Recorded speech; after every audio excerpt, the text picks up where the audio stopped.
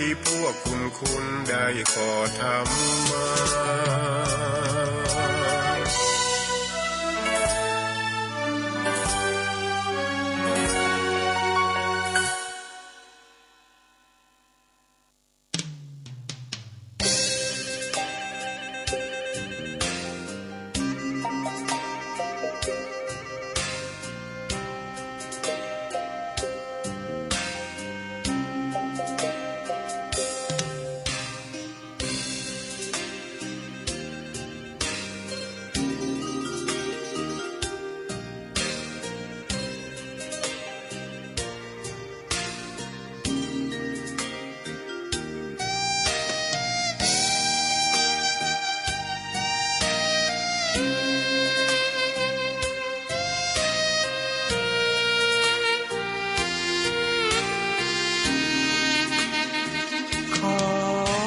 ตำนาน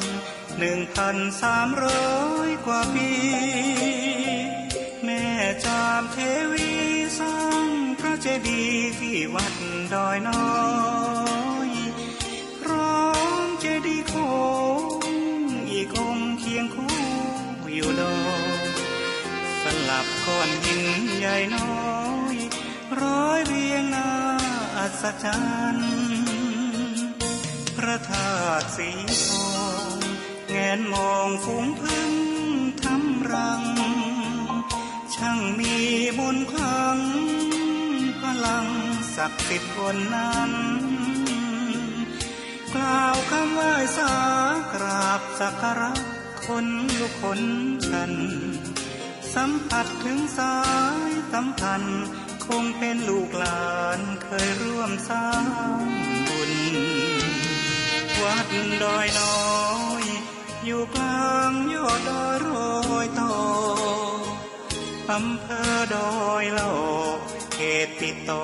ป่าสางลำพูนเดินทางปลอดภัยจากเชียงใหม่หรือสายลำพูนยินดีต้อนรับนักบุญมาร่วมสร้างทานบารมีตี3 ตี 4เปิดสถานีฟังตุลุงยองนักเทศเสียงทองชื่อเสียงดังก้องทั่วฟ้าธานีตัวจริงเสียงจริงวัดดอยน้อยแม่จามเทวีต้อนรับญาติโยมที่มีจิตศรัทธามาร่วมสร้างบุญ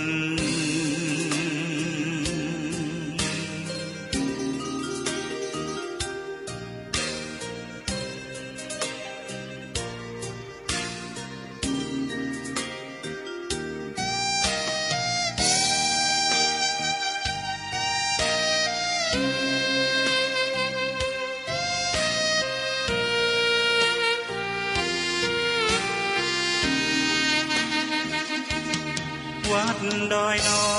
ยอยู่กลางยอดดอยโรยต่ออำเภอดอยละอเขตติดต่อป่าสางลำพูนเดินทางปลอดภัยจากเชียงใหม่หรือสายลำพูนยินดีต้อนรับนักบุญมาร่วมสร้างทานบารมีตี3 ตี 4เปิดสถานีฟัง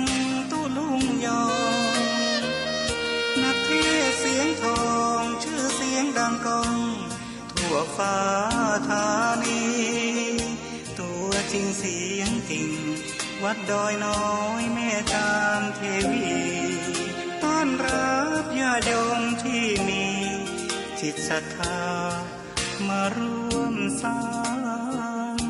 บุญ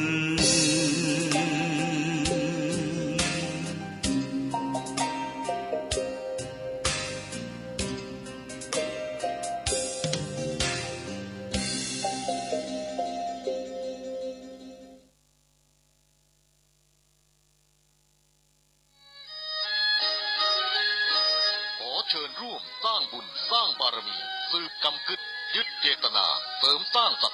นำพาประชาชนร่วมจิตร่วมใจทั้งประวัติศาสตร์ชาวอำเภอเวียงป่าเป้าจังหวัดเชียงรายและประชาชนจังหวัดเชียงใหม่ร่วมกันสร้างมหาบารมีม่อนพระเจ้าสีสองเมืองร่วมพิธีพุทธาภิเษกยกยอดฉัตรเจดีย์สีสองเมืองระหว่างวันที่ 18 ถึงวันที่ 20 มีนาคม 2565 และร่วมเช่าบูชาเหรียญพระเจ้าสีสองเมืองเหรียญแม่นางแก้วรุ่นแรกรุ่นเดียวในตำนานแห่งการสร้างม่อนพระเจ้าสีสองเมืองดอยนางแก้วเช่าบูชาเหรียญเนื้อเงินเหรียญละ 1,000 บาทเหรียญทองแดงเหรียญละ 100 บาทติดต่อเช่าบูชาที่พระสงฆ์ที่จัดรายการธรรมะทุกรูปติดต่อสอบถามได้ที่ 086-181-0423 และ 099-836-6322 หมดเขตจองวันที่ 14 กุมภาพันธ์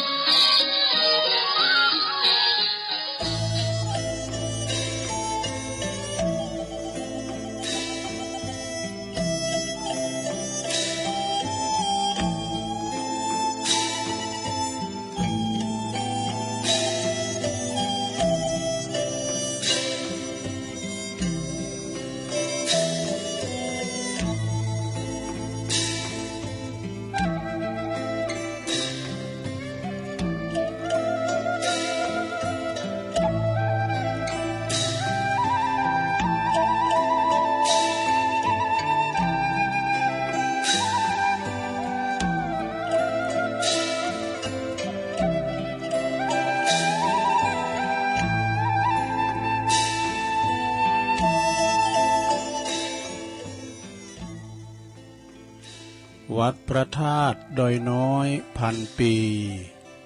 รถดีเคนตะลุปลำใหญ่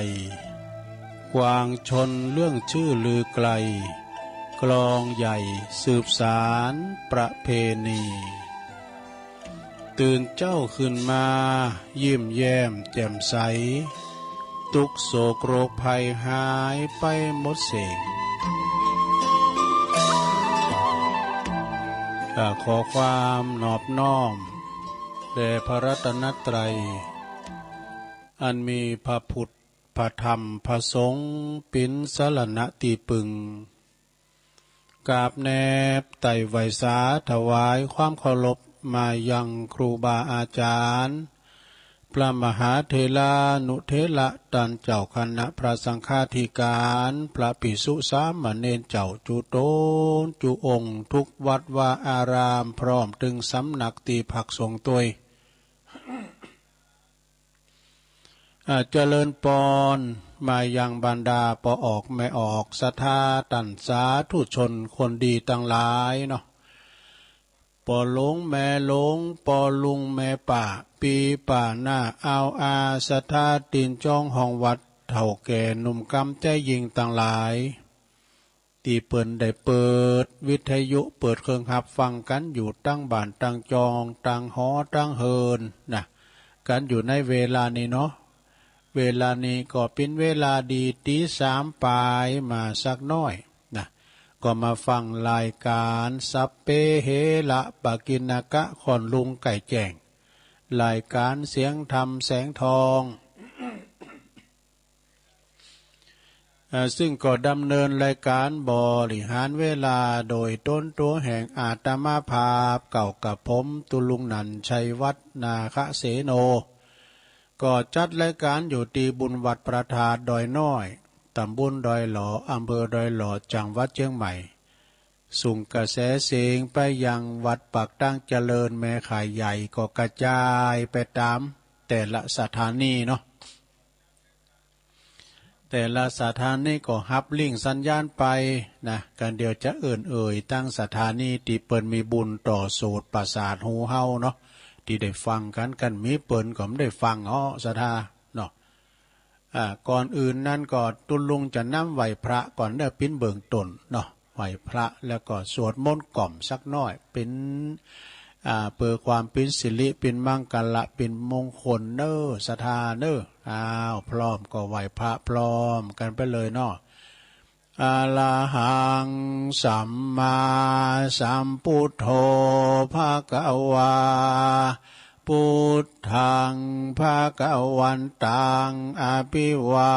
เทมิสวากขาโตภควตาธัมโมธัมมังนามัสสามิสุปฏิปันโนภควโตสาวกสังโฆสังฆังนะมามินะโมตัสสะภะคะวะโตอะระหะโต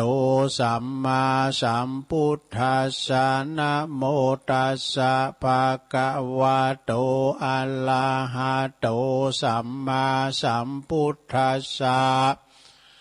นะโมตัสสะภะคะวะโตอะระหะโต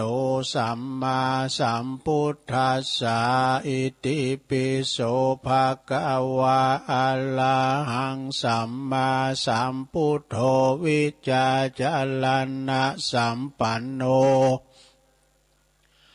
สุขโตโลกวิตูอนุตตโลปุริสตัมมาสาลาธิสัทธาเทวมนุสสานังพุทโธภควติสวากขาโตภควตาธัมโมสันติติโก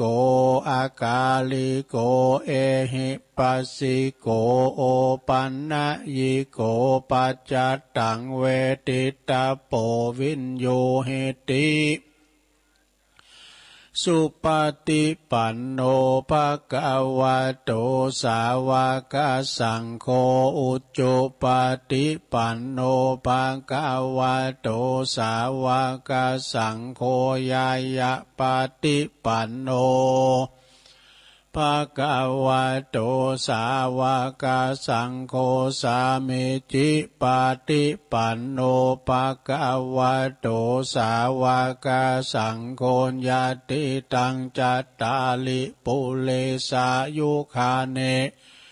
อัตถปุริสะปุกขลาเอสะภะคะวะโตสาวกสังโฆอาหุนายโยปะหุนายโยตักขินายโยอัญจลิกาลานิโยอนุตตลังปุญญเขตังโลกัสสาติจะยันโตโปธิยามุเลสักกายานังนันติวัตตโนเอวังตวังวิจัยโยโหหิใจยสุใจยมังคะเลอัปปาลาจิตตปันลังเกสีเสปตะวิปุคะเลอภิเสเกสัพพพุทธานังอากัปปะโตปโมทาติสุนักกตังสุมังกลังสุปาภาตังสุโหติตังสุขันโนสุโมโหโตจะสุยิทังปลัมมาจาลิสุปัทขินังกายกัมมังวาจากัมมังปะทะขินังปะทะขินังมโนกัมมังปณิทิเตปะทะขินาปะทะขินานิกัตตวานะละพันตเถปะทะขิเน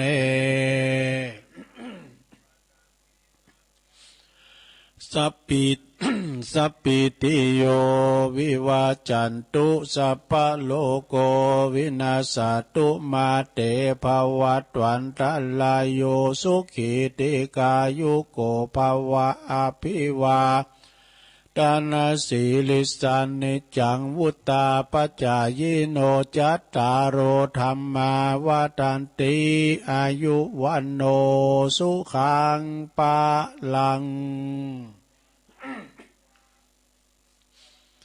เอาแล้วศรัทธาญาติโยมต่างหลายตัวลุงก็ปินเก้าปินโหนำสวดมนต์ไปปินตีเรียบร้อย ก็ขอกุณปฏิตไหลรัตนะผ่านแผ่วพระเกี่ยวเจ้าตั้งสามประการเนาะจงโดนบันดาลมาปกป้องคุ้มครองรักษายังครูบาอาจารย์พระมหาเถรานุเถระประสงค์องค์สังฆสัมมาเนรเจ้าอยู่กับวัดกับว่าเนาะขอให้มีสง่าราศีงอกงามไพบูรณ์ในพระศาสนาอยู่ก้ำจูปูจ้าสืบทอดพระศาสนานำเอานำทำคำสอนขององค์พระสัมมาสัมพุทธเจ้ามาเผยแผ่บาเตศนำเตศธรรมเหมือนศรัทธาญาติโยมเนาะเป็นลมโพลมใสของลูกศิษย์ลูกหาศรัทธาญาติโยมเนิ่นนาบุญศรัทธาได้สักการะปูจากราบไหวพอออกไม่ออกศรัทธาก็เช่นเดียวกันเด้อขอให้มีสุขภาพพลานามัยสมบูรณ์แข็งแรงกินข้าวลำกินน้ำลุงหนาแดงแสงเหอยิ้มแย้มแจ่มใสปิยวาจาอู่มนจ้าหวานกับลูกหลานตานเต่าเนาะขอให้อยู่ดีมีสุขในโลกเด้อปิ้นกำลังจิตปิ้นกำลังใจกับอีปอยแม่ที่เดินเหินไปไหนมาไหนบ้าได้ติดต่างติดเตงขอส่งความปรารถนาดีเนาะแผ่บุญแผ่กุศลแผ่เมตตากับอีปอยแม่เนอเอาวิทยุปิ้นกูปิ้นกิมเนาะได้พักผ่อนร่างกายเฮาใจมามึนเนาะก็ฟังนำฟังทำไปจะเนี่ยเนญาติโยมทั้งหลาย ก็มาปะกันว่านี่เป็นวันศุกร์เอาเหล่าเสาร์เอาหน่วยวันพุธก็จะเป็นวันเสาร์จะมีกิจกรรมเนอะจะมีการไหว้พระหับศีลโยงเข่าบาตรโยงเข่าปัจเจ้าสุมาขันเกี่ยวตังสามเนาะตามกิจกรรมทุกวันเสาร์ก็จะมีกิจกรรมกันไปเอาละสดาญาติโยมทั้งหลายเปิดบ่หือเป็นการเสเวลานักไปกว่านี้ตุลุงก็จะไปตั้งสถานีให้กันเนอในเครือข่ายที่เปิดหับสัญญาณรายการธรรมะภาคภาษายองในช่วงเวลา 3:00 ถึง 5:00 นเนาะก็มีเก่าสถานีดังต่อไปนี้เนอสถานีวิทยุเพื่อการศึกษาศาสนาและวัฒนธรรมวัดไฟหินตำบลสุเตปอำเภอเมืองเชียงใหม่ FM 104.50 เมกะเฮิรตซ์โดยเมตตาบารมีธรรมอาจารย์ท่านพระครูสมุวิสุวัฒน์วรกิจโจอาจารย์พระครูเปิ่นก็ลิงสัญญาณไปเจ้าเนาะตุลุงทองจบก็ฟังเพลงโบราณบักเก่าไปสถานีวิทยุคณะสงฆ์อำเภอฝางตั้งอยู่ที่วัดพระบาทอุดมน้ำบ่อสาวาสำนักวิปัสสนา FM 102.25 เมกะเฮิรตซ์โดยเมตตาบารมีธรรมในพระเดชพระคุณหลวงปอพระครูสุจิตานุรักษ์ด็อกเตอร์หลวงปอใหญ่เฮาเนาะเจ้าคณะอำเภอฝางนะขอบคุณตุปีเจริญโชติธรรมโมจากวัดสันโค้งอำเภอแม่อายแต่ตุปีอมรเทพอุปสันโตตุปีโจลิงสัญญาณไปพี่น้องต่างฝาง3อำเภอฟังกันอย่างสบายเนาะสถานีวิทยุแดนดินถิ่นล้านนาตั้งอยู่ที่บ้านโฮงงัวตำบลนำบ่อหลงอำเภอสันป่าตองเนอ FM 103.50 เมกะเฮิรตซ์คุณรุจิสมบัติเงาคำปีอ้ายใต้โหเฮาเนอสถานีวิทยุคลื่นธรรมะของชุมชนวัดห้วยตองซักตำบลขวงเป้าอำเภอจอมตองเนอ FM 98.75 เมกะเฮิรตซ์โดยเมตตาบารมีธรรมอาจารย์พระครูวาปีวรมานิตท่านเจ้าอาวาสและก็ท่านอาจารย์ชาวลิตชัยวังโสก็ลิงสัญญาณไปโซนไต่ฟังกันได้หมดตี 2มาละเพลง สถานีวิทยุมนเสียงธรรมตั้งอยู่ที่วัดบุพารามตำบลช่างเครื่องอำเภอแม่แจ่มเนอ FM 106.25 เมกะเฮิรตซ์โดยเมตตาบารมีธรรมหลวงปอท่านพระครูมงคลวิสิทธิ์หลวงพ่อใหญ่เจ้าคณะอำเภอแม่แจ่มเนอแล้วก็ขอบคุณตุปีปลัดอุทัยตึง2อุทัยโดยสถานีวิทยุเน็กเนียวเรดิโอ FM 96.75 เมกะเฮิรตซ์ตั้งอยู่ที่บ้านโจงตำบลทุ่งกวาวห้างหุ้นส่วนจำกัดอนุสรณ์เรดิโออำเภอเมืองปานจังหวัดลำปางเนอสถานีวิทยุชุมชนคนเหนือเขื่อนตั้งอยู่ที่บ้านดงดำอำเภอฮอดจังหวัดเชียงใหม่ FM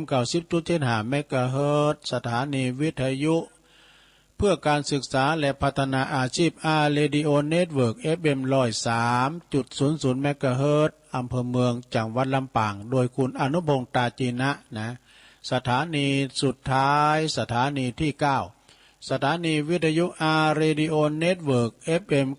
99.50 เมกะเฮิรตซ์วิทยาลัยเทคโนโลยีเพื่อการจัดการกฟผ.แม่เมาะลำปางเนอะอันนี้เก่าสถานีปลายทำสถานีหนึ่งนั่นฟ้าเรดิโอนะ FM 100.25 เมกะเฮิรตซ์คุณลุ่งนิรันดร์ปันดอนตองนี่อันนี้ก็ตีเปิ่นปิ้นเจ้าของสถานีขอบคุณเนอตีพอแล้วก็ช่างเทคนิคตีเปิ่นก็เกี่ยวสัญญาณลิงเอาสัญญาณรายการธรรมะสู่ตันปู่ฟังตีอยู่ตั้งบ้านตั้งจองตั้งหอตั้งเฮินเนาะตื่นมาก็ได้ฟังนำฟังทำกันฟังเพลงบากเก่าโบราณได้ฮับศีลฮับปอนโอ้ยมันเป็นบุญเนอศรัทธาญาติโยมทั้งหลายตื่นจืนขึ้นมาแตกตื่นมื้นตาก็ได้ยินแล้วนะอันนี้เป็นคำอย่างสวดมนต์นี่เป็นเสียงสวรรค์เนอศรัทธาเนอเสียงสวรรค์แท้ๆแม่บุญพินบอกว่าก็เดี๋ยวจะเข้าเฝ้าพระเจ้าตัวลุงก็หมายความว่าเฮาสวดมนต์ด้วยกันวัดใดว่าได้ที่เปิ้นหมันสวดหมันโยกูเจ้ากูแรงนะเปิ้นว่าจุมเนอยินใจเกิดการนิมนต์นี่ดอกเปิ้นว่านะเทวบุตรเทวดาคุ้มครองรักษามันบ่แห้งบ่แล้งนี่ดูเปิ้นว่านะแตนกุลเข้ากุลน้ำของปอออกไม่ออกศรัทธาเปิ้นมาสูงซ่าเข่าจังหันเฮาไปปินที่บาทก็ดีครูบาเปิ้นบอกว่าการเฮาสวดเต้นสายคุณเข่าคุณน้ำเกิดมาภาวะจาติหนานี่จะได้เกิดมาเป็นควาย ตุลุงยังจำได้อยู่เกิดมาควายจะได้ก็มาไถหน้าสายหนีเปิ้นนี้เนี่ยสายหนีเต้นคุณเข่าคุณน้ำเปิ้นเนี่ยเพราะฉะนั้นก็ศรัทธาญาติโยมทั้งหลายวันนี้เฮามาปะกันในรายการสัพเพเหระตรงกับวันศุกร์เอาเหล่าเสาร์เอาหน่วยวันนี้วันศุกร์เนอะของวันที่25เดือนกุมภาพันธ์เหลือทั้ง3-4 วันเนี่ยจะหมดเดินแล้วเนอะ28ก็แต่นี้เนาะไปต่อไปก็จะเป็นเดือนมีนาเนาะโอ้วันเวลาโวยปันจอดแต่กันเนาะบึดตั้งหนึ่งของงานการก็มีกัน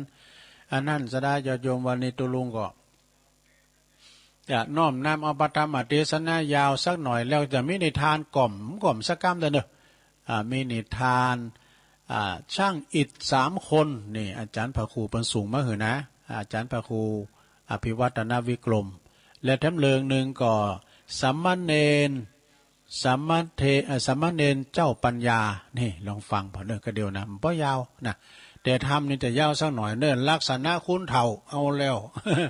เคยติดเหมือนกันนะสถานเนาะเจ้าของภาพก็มีอยู่นะเจ้าของภาพก็มีกันเดียวเขาก็เอ่ยเนาะเจ้าของภาพนะก็เปิ่นมาแจ้งความจำนงไว้แล้วก็จะได้อันเตทำแล้วเขาก็อ่านและจือเปิ่นที่เปิ่นปิ้นเจ้าภาพแล้วก็โลดอ่านที่เปิ่นหอมดอยนางแก้วหอมบันไดแก้วบันไดคำบันไดขึ้นที่พมรพระศรี2 เมืองกันนะพี่น้องต่างพุทธนิมิตเป็นมาแต่ว่านี่ก็เอาละเนาะศรัทธาญาติโยมเปิดบ่เหอเป็นการเสียเวลาทำก็ยาวอยู่พอสมควรตุลุงจะเตดทำลักษณะคุณเฒ่านะว่านี่ก็เตดปอใจปอจ่าวันนี้เอาลักษณะคุณเฒ่าตั้งหลายเดือนนี่บุ้นไปอยู่เมืองนอกไปอยู่ไหนมั่ว คุณเฒ่าเฮานี่คือคุณเฒ่ากินเฒ่าตาลเนาะศรัทธาเนาะฟังไปตามน้ำตามธรรมเด้ออันขอพ่ออาจารย์พ่อหนานอ้ายแพ่โป่งมาอาราธนาทำกรรมเหรอโปรมาเลอนิปานนังเยนากาลังลัมมังเยนากาสายังปันดิโตตังโนมากังอุติสิตุงธรรมมุตตมังปัจจังอาลาธานังกาโลมาได้เอ่ยจื้อเป็นมือละนะพระอาจารย์นั้นอ่ายเนี่ยเอาฟังทำไปรับไปในหลวงเด้อฟังไปรับไป ทำลักษณะคุณเฒ่าเด้อนะโม ตัสสะภะคะวะโตอะระหะโตสัมมาสัมพุทธัสสะโยจะวัสสะสะตังจิเวตุสิโลอาสัมมาหิโตเอกะหังจิวิตังสยโยศิลาวันตัสสะชายิโนติสาทาโวดุลาสัพปุริสะตั้งหลายตั้งหญิงใจหนุ่มเทาวอันมีสาตาเก้าเป็นปาทานภูมิมีใจบานจมชื่นมันยกยื่นฟังธรรมจงดาจำแต่ตนติดสืบสนด้วยปัญญาจักงาจากไขเก่าจีหือแจ้งที่หันลายยังยิงใจแก่เราตั้นนาตามตั้นเราไข่ปันตามได้หันแลหูหากเป็นอยู่นานามและได้ตามองค์คำที่ไว้เทศนาไว้เป็นตาลาโคสัทธาใหญ่น้อยจุงอดใจก้อยฟังไปบัดนี้แด่เตอเอ็นดัลโลเกมนุสสาอุปันนาอันว่าคนเกิดมาพร้อมนานในโลกลาโลกีจัดนับเมหลายแหล่นับบ่แปะสังขายาบ่เมพายาแจ้งจอดบ่เกิดหลอดตั้งบุญบ่เมกุลน้อยใหญ่จักจองอาจายจักจองหอยในตนเต้าเมาวนคำเจ้าเลี้ยงลูกเต้าและหลานจุมอาจารย์เก่าแก่ว่าเป็นคนแก่ชราย้อนอายุวาสาหลายหลากย้อนจูผู้หากเล่งหันและนาส่วนอันว่าคนใดนั้นเราบอกแก่เท่าชราหรือเป็นเด็กขาน้อยอ่อนรู้แจ้งบ่อนกองดีพระยามีองค์อาจจบชราสิบปานักปราชญาเก่าแก่ว่าเป็นคนแก่ซ้ำเมื่อกันเถิงตัวมันน้อยอ่อนเต้าว่ามันแก่ย้อนสิบปากุลและนาส่วนอันว่าคนใดนั้นเป็นเต้าปาลาเป็นเต้าเจ้าปาลาหรือลาจติดาน้อยนาถโอลดลาดสายเมืองแห่งเต้าบุญเลืองเจ้าฟ้าผ่าแผ่นนาเวียงใจแม้นมีไว้หนุ่มเนาบ่หลายขวบเขาว่าศาสตร์ต้านก็มาจากเก่าแก่ว่าเป็นคนแก่เจียงคานเหตุเป็นวงวานตั้นเจ้าจ้างคนเก่าอ่างยอกุลนั่นแหละนาที่นี่จักวันจาลาวเถิงคนแก่เท่าจาลาอันเกิดมาเหมือนมากอาจารย์จากหากกฎหมายเกือว่ามีเท่าหูไหวได้ดอกเท่าศอกกอกมายาเท่าปาลามาเห่าเท่าคุบเข่ากลางจานเท่าติดหลานน้อยอ่อนเท่าติดบ่อนดงลีเท่าติดนาตีแม่กวางตังต้ากวางหนองวางเท่าลูกจางหลานนายเท่าและเท่าหยาบไล่ทาลนเท่าเมาวนแก่แก้วเท่าหมากแก้วสากาเท่าตันหาโลภใหญ่เท่าควายให้งัววายเท่าจะได้อวดรู้เท่าลิงรู้ตัวลมเท่าใจขมปากม้วนเท่าถูกท่วนกองทำเท่าใครนำตัวลอดเวียงเกี่ยวยอดเนลาปานเท่าลายประการนี้ใส่จุงจำไว้ในใจจักจะไขเก่าจีหือแจงที่ตามลายคือว่าเท่าหูไหวนั้นสายคือหากมาใดคนโลกไตยิ่งใจอายุหลายแต่เราหูบอกเขาทางธรรม ต้านไข่กำร้องเป่าฮือนาสุฮือเข้าสู่ดาวอาลำจิเตียนตามทูบไตนบน้อมไว้ปู่จะฟังธรรมเทศนาโอวาทรับศีลอาจเจียงการลือกาตำการกวาดแผ่วตายังขวงแก้วเจียงจีสร้างกุฏิบ่อน้ำวิหารพร่ำศาลามันก็มาจาตอบตาว่าการบ้านข้ามีลายตั้งงัวควายเป็ดไก่ตั้งการไล่และการนาจักตุมลายินยากเยวว่ามันจักหากสูญหายลูกหลานต่างหลายอย่างแถวเขาก็ไปแอวแดนไก่บ่มีไปสักผู้จักอยู่เฝ้าเกหาการจักงากใจไก่กาเตียวต้องเข้าสู่ห้องอาลามงาใจบ่ตามตัวเก่าจักใดบุญเล่าสันได้สู่จงไปก่อนขาเติงเมื่อลาวันลุนก้อยกาตำบุญสร้างก่อเฮือปันป่อทมลายมันเต้าจะได้ปังเป่าบอกก่อสร้างเล่าบุญได้ยามต้านไขกล่าวถอยว่ามีปล่อยจ้อยและสอมั่นใจปอจื่นสู่รีบหลังลู่ตัวยไปมีการใดละไว้ขดเข้าไกลวงในการบทใดแจ้งที่ถูกตัดที่ใจตนตบมือซาสนโหร้องเสียงเมกองอาณาหูเท่าโหนาฮึกหยาบเท่าบ่อสะทำบ่อสะลาบเทิงหูบ่เป็นดิจูบ่เข้าไปจูอาวาสเพื่อสันนิบาตฟังธรรมเต้าลงหลำอ่วงของอยู่แต่ห้องเกหานักปราชญ์บอกเล่าคนแบบนี้เล่าก็คือคนเท่าหัววายนั่นแหละนาเท่าสอกอกนั่นใส่ตั้นว่าไว้เป็นหมายว่านับเมลายบ่อพรตัวแกย้อนกินเข้าตัวเท่าพ่อเกิดเมินนานทำบ่อปานของข้างอยู่ในแห่งห้องหัวใจ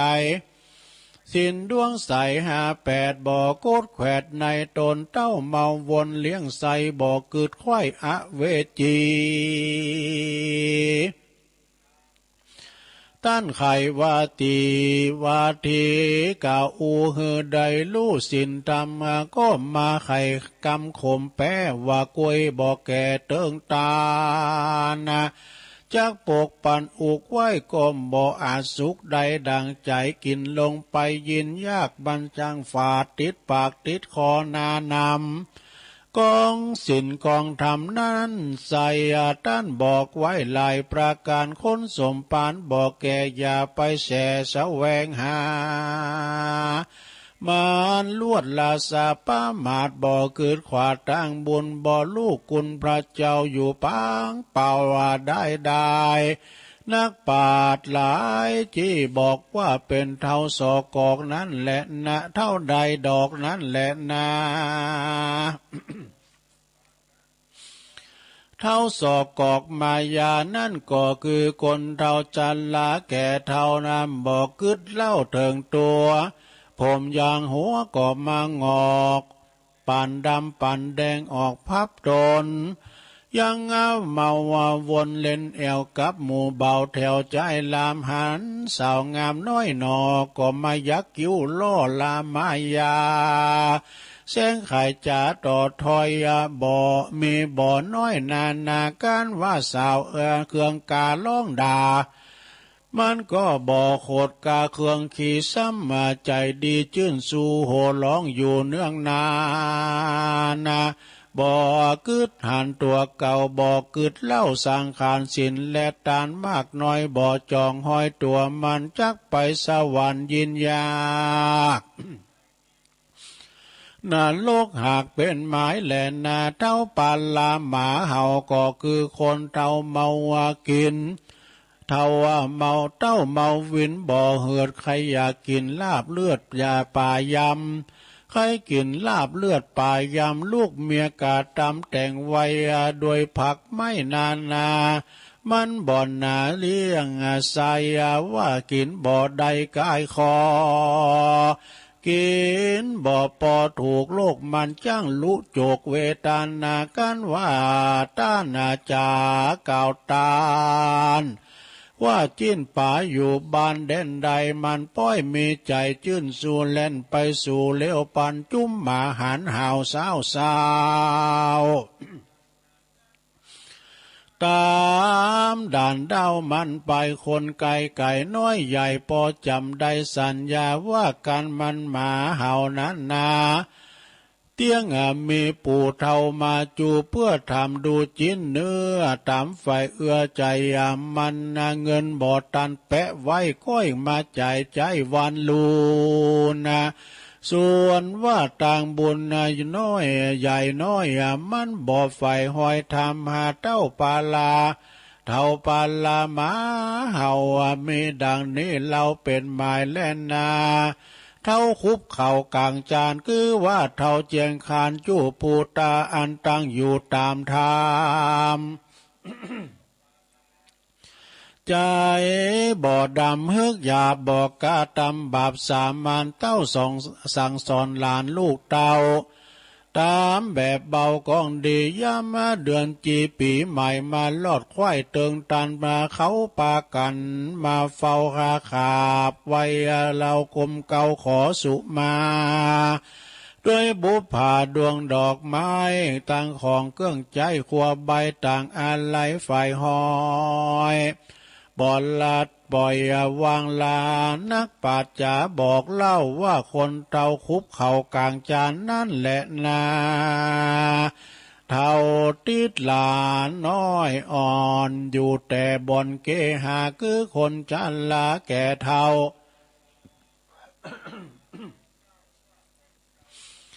ทุกคำเจ้าแรงงายบ่อพันภายกาพรากออกไปจากเรือนตนย้อนเมาวนจ่องหอยลักหลานอ่อนน้อยยิ่งใจหานคนหลายเดียวต้องเข้าสู่ห้องอาลามแสงไข่กำงามตานต่อออกปากล่อไข่ปันว่าพ่อแม่มันบ่อยู่มันไปเยี่ยการอยู่ไกลตาคาใดลุมลาพอเฝ้าเลี้ยงลูกเต้าแตนมันที่แต่เท่าติดวันนั้นลานน้อยใจห้องใจจองหอยเด็กขาจากงับปัดว่าไปวัดวานนั่นก็มายินยากย้อนว่าคนเท่าหากติดลานใจบ่อปันกึดไข่จักไปไวประธรรมจักไปไวประธรรมหันคนนาน้ำหนุ่มเท่าไปฟังมากเต้าลวงลายยินละอายจะหมู่เอาหลานเป็นกู้ตวยไปเฮือหลานเตรียมใจร้องไห้แสงโคตรไม่เครื่องอากาศเลี้ยวก็รีบลาเจ้าหมู่หนีมาสู่เรือนตนเท่ามาวนดังนี้ชื่อว่าเท่าติดลานนั่นแหละนาเท่าดงดานเท่าติดดงดานนั่นโสดคือคนเท่าใจโหดปาลาแบกปืนยานนาไม้แอวซอไซดงควางยิงฟานกวางสัตว์ป่าตั้งนกล่าบินบนใส่ขาดตำโยนเฮาใส่ขาดตั้มโยนหอกหาวไปควายจูด้านดาวดงนานำซาตาข้ามเจ้าเลี้ยงลูกเต่าเมียแปลงบ่อกึดแยงตัวเก่าอันแก่เท่าถึงวานะการดับขันมวยหม้อเตี้ยงบ่อลอดอาบายแหลนาเท่าติดนาตีต้ากวางตังบวกกวางหนองวังจักใดเป็นจักเป็นตุกขังอ่าวไม่ในโลกไตสงสารวิบากปานตอบสายบ่อใดป้นง่ายดีหลีแหละนาต่อไปก็เป็นเท่าลูกจางล้านนายคือใดแก่เท่าสัวกาทาลนดาราลูกหลานตนบ่ขาดใจเฮาหาดปาลา หันสั่งมาพิตาต่อตอยกำปากย่อยอาจารลายด่างัวควายเป็ดไก่พดมาใส่ปุตตาจุเวลาค่ำจาวะจูคาบเข้าแหลงง่ายไผบ่อแฝงอยู่เฝ้าวะย้อนว่าคนเท่ากาลีลูกหลานนีลีซอนไปอยู่บ่อนใกล้ตาคน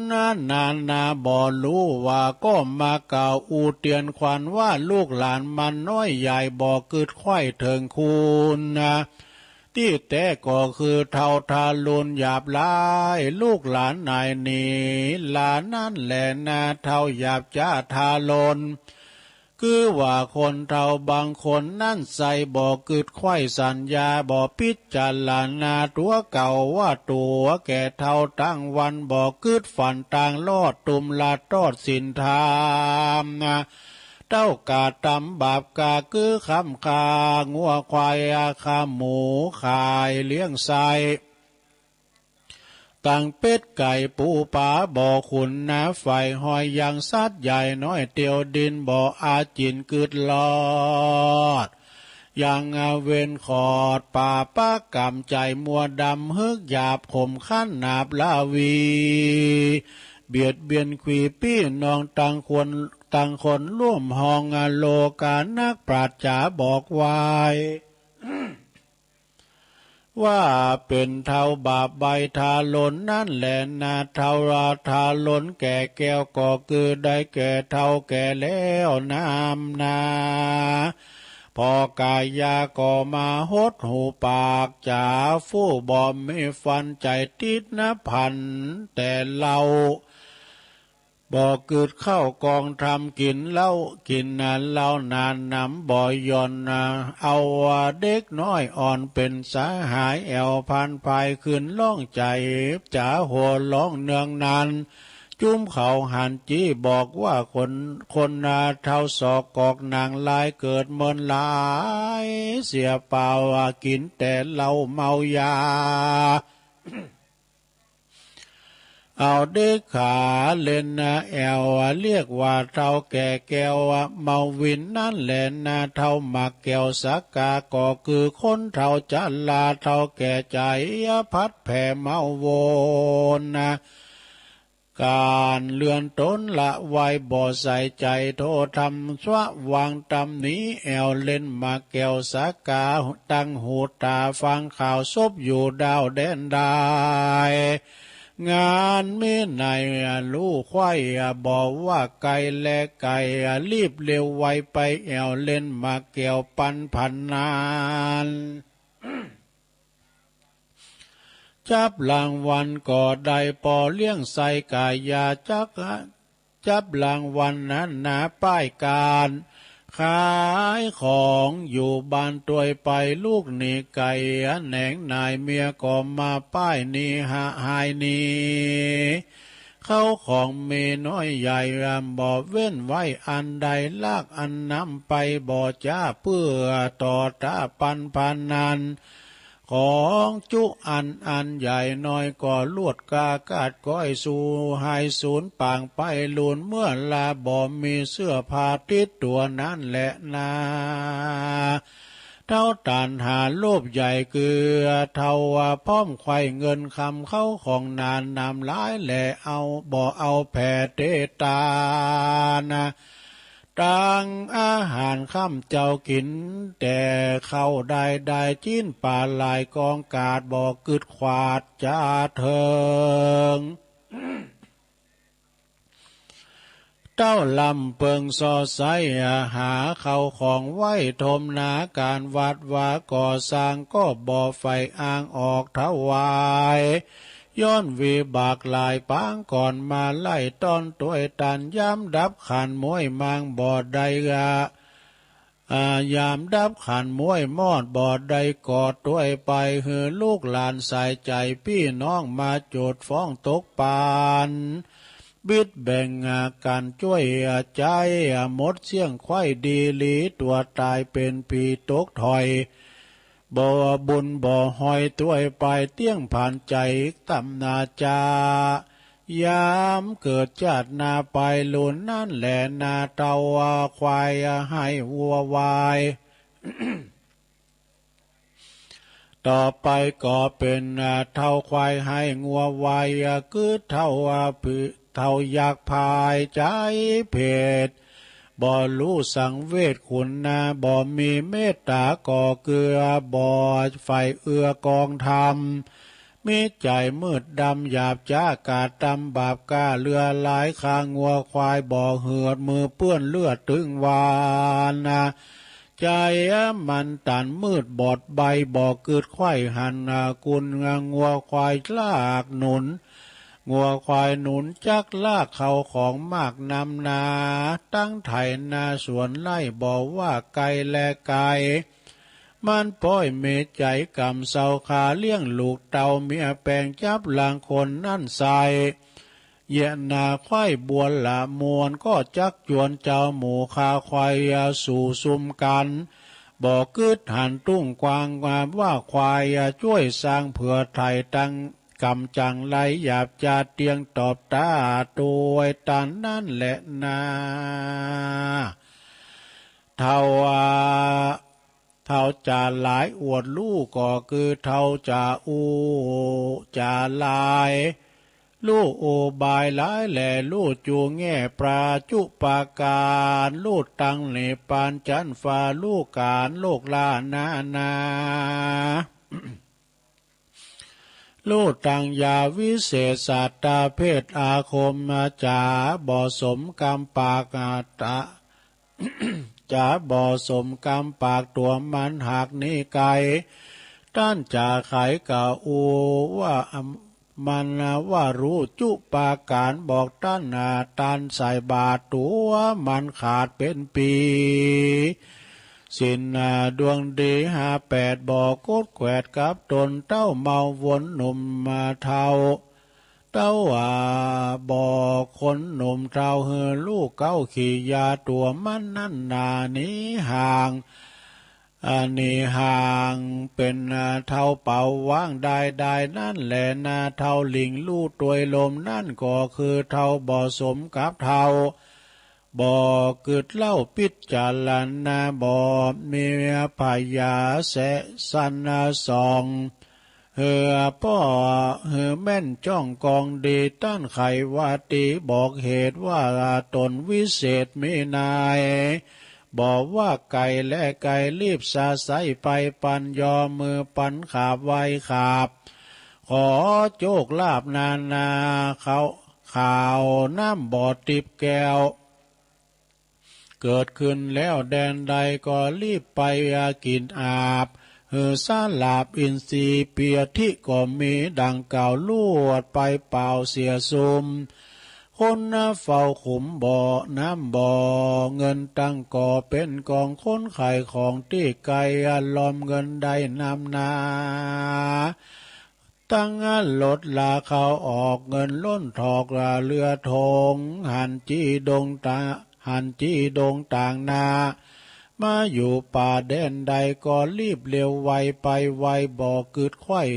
สังกาว่าสมัยนี้นะพอยากจีไร้หากยังมีลางเตื้อหนีต้องไปย้อนว่ามีโตดไล่กวนเมืองเอาผ้าเหลืองตุ่มปาดใจเฮาหาดมัวดำมาส่วนจีตาลงทำนั่นเราก็มีมากเต้านำนากวนปิดจารันนาลายตังยาได้ฟังยอกุลคนนามาหนุนสุยอายุเฮือลิงลู่เป่ามัวเมา ตัวกำข่าวลมแล้วชื่อว่าคนเทาเมาลมและนาเท่าใจขมปากม่วนเกือเท่าอ่อนอ้วนวอนใหญ่คำมาจากกำใดชื่นจอยฟังอ่อนอ้อยวอนหูบ่มึงกูบอกกล่าวกำมึงกูบอกกล่าวเพื่อนนองหนาวใจคนส่วนว่าใจตนนั้นเราดำกำเศร้าปานพีดัง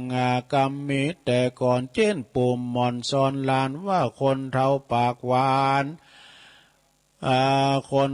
ปากหวานคนสมนาลกบ่มไปในนั่นแหละนาเท่าทวนถูกกองทำนั่นก็คือเท่าใครนำตัวลอดเวียงแก้วยอดเนลปานะคือเท่าใจหานจื้นจอยอยู่ต่ำถอยกองดำปาปากรรมน้อยใหญ่ละเว้นไว้เสียไกลใครกรรมใดออกปากบ่เว้นจากเสียสินเต้าว่าอาจินใครลอดเวียงแก้วยอดเนลาปานมันฮือตานใส่บาทบ่เว้นขาดตั้งบุญจักจุงนุนลูกเต่าตังเจื้อเผาวงศาฮือเมศรัทธาผ่องแผ้วเจื้อกุลแก้วตั้งสามปาการสินเจียงคานกุลใหญ่กดแขวดไว้กับตนบ่เมาวนไว้วันใจตั้งมั่นสันดีบ่ลานีพระเจ้าตั้งพระธรรมเล่าพระสงฆ์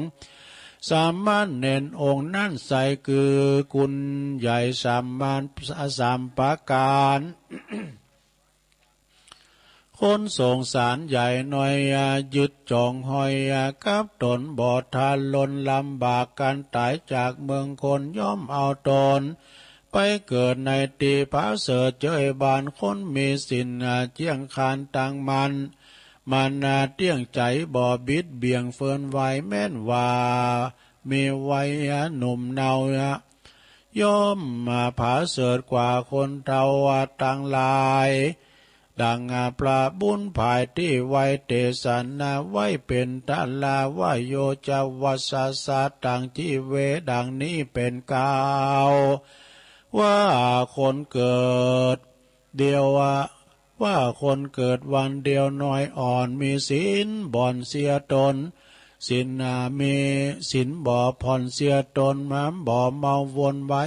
วันใจตั้งมั่นหันธรรมพระองค์คำตนพระเสดว่าเป็นผู้ล้ำเลิศเลือลายกว่ายิงใจแก่เต่าอายุร้อยเขาวาสาและนาเน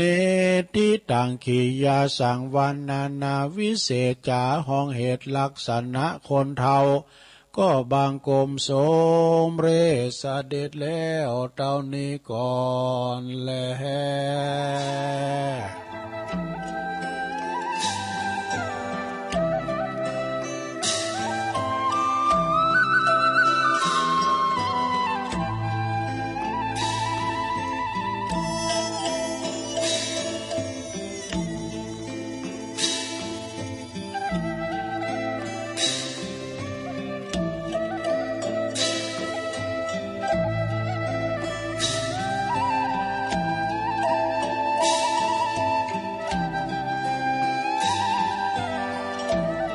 เอาแล้วศรัทธาญาติโยมทั้งหลายโอ้เกือบร้อนเหมือนกันเนี่ยใจแห้งเหมือนกันนะหลวงใจแห้งเหมือนกันทำมันยาวตัวเนาะเอาเต็ดไปก็เสียงหายไปจิบน้ำให้แล้วหลวงเราเสียงใสมาหน่อยละ สมาโดนเนี่ยทำก็คุกคักไปหน่อยนะลักษณะคุณเถ่าปาลาหมาเห่าเท่าคูบเขากลางจานเท่าติดลานน้อยอ่อนเท่าติดบ่อนดงลี มีหลายเท่าตั้งหลายนี่อยู่เมืองนอกปุ่นไหนหัวเมืองไหนหัวเท่าตั้งหลายเท่าที่เฮาฟังนี่เท่าโพนในป้านดูเท่าคูบเขากลางจานลูกหลานมาไหวลูกหลานมาสูงเข่าสูงน้ำสูงอาหารการกินเวลาเดินจีปีใหม่ก็มาสูมากาละวะเนาะเท่าศีลเท่าตานดูที่เปิ้นฟังทำกันนี่นะเนาะที่เปิ้นฟังก็แม่เนาะนะเท่าดีเท่าติ้มจุ๋มสามให้ลูกให้หลานเนอะศรัทธาเนอะอันก็ขอประกาศไล่จือที่เปิ้นปิ้นเจ้าภาพไปกันเนอะศรัทธาเนอะก็มีศรัทธาที่เปิ้นมาปิ้นเจ้าภาพนะก็มีอันมีอัน นายอุทิศกิตติกิจเนี่ยบ้านศรีลาพรบุญเนอะบ้านศรีลาพรนี่ก็แจ้งความจำนงที่แม่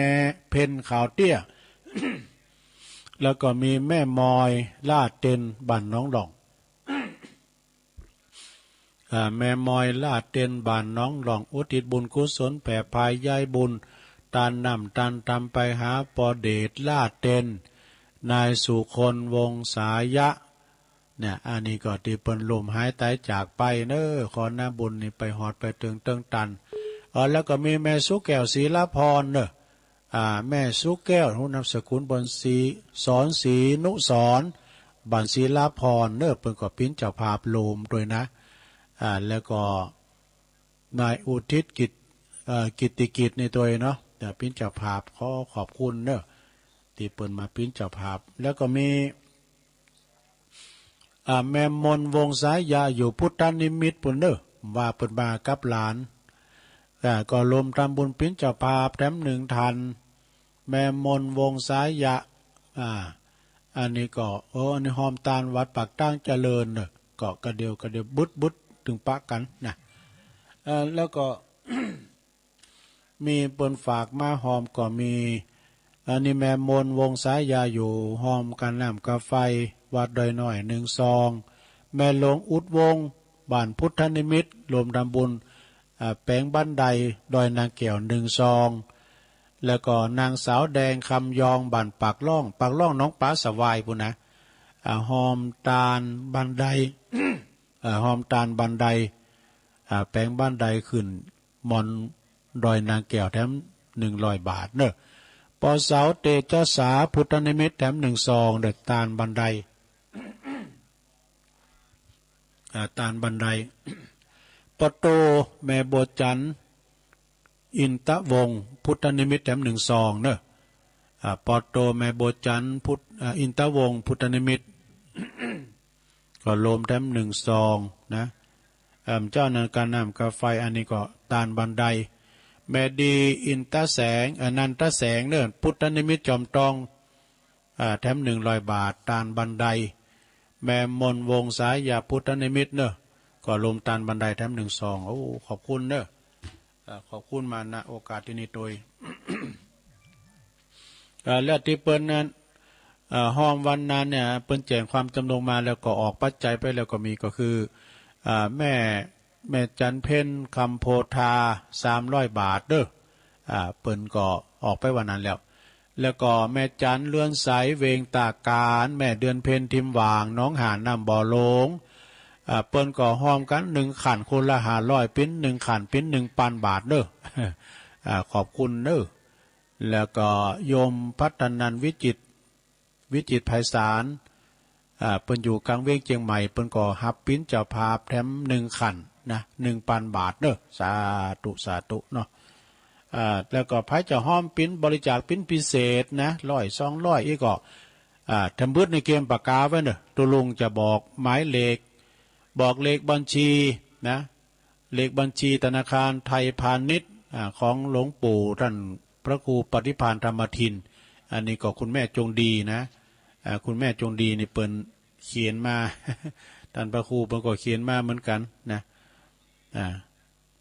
ของแม่จงดีนี่ก็มีคุณมาหอมอยู่เนื้อสะดาเนี่ยก็เดียวก่อนเดี๋ยวตุลุงจะประกาศเนี่ยคุณแม่จงดีทางซ้ายฟางนะ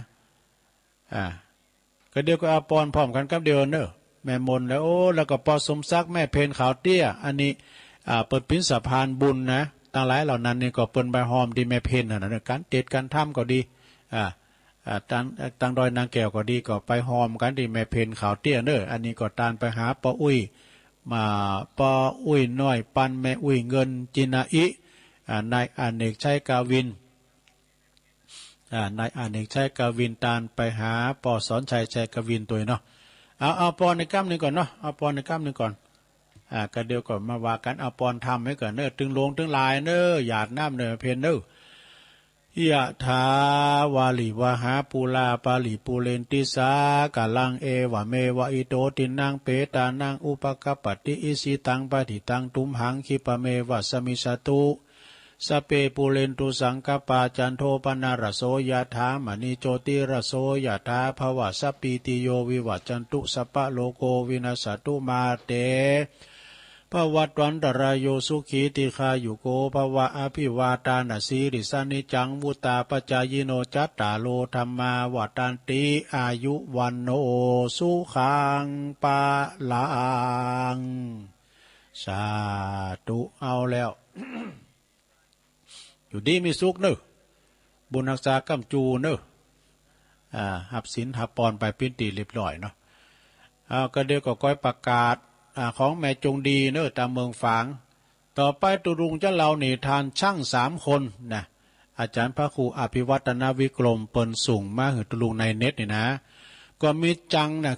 คือมีศาลากออิฐอยู่3 คุณนะเปิ้นเป็นศาลากอเดี๋ยวก็อย่าดีอย่าเพิ่งส่งมาตั้งไลน์เดี๋ยวตุลุงนี่ก่อนเนอะอย่าดีเนอะเดี๋ยวโทรมาใหม่ตุลุงพอตั้งไลน์เพราะว่าตุลุงอ่านนิทานกันเนอะจ้างอิฐ3 คนนี่เปิ้นก่อกำลังก่ออิฐอยู่ด้วยกันถึง3 คุณก็เมื่อมีปอใจคนหนึ่งเดินผ่านมาเนี่ยก็เข้าไปถามช่างคนแรกเนาะที่กำลังก่ออิฐเหมือนกันนะศาลากำลังทำอย่างอยู่กะนะศาลาคุณแรกหรือว่าช่างคุณแรกกับต่อไปตีต่างกันกับต่อไปแบบเหมือนกันสักอย่างเนอะต่างกันคนละสิ้นเชิงเนี่ยจังคุณแรกเนี่ยเปิ้นถามว่าศาลาก่ออิฐก่ออย่างเนี่ยแปลงอย่างไหนเนาะศาลาคุณแรกนั้นก็ทำทีทาเหนื่อยล้าเนี่ยโอ้อิฐก็อิฐมอยก็มอย ก็ตอบไปว่าก็กำลังก่ออิฐเนี่ยหาก็กำลังก่อดิกีเนี่ยใครได้ดิกีกอมกะมใจมันถึงกำลังก่ออิฐเนี่ยไอ้กันเนาะ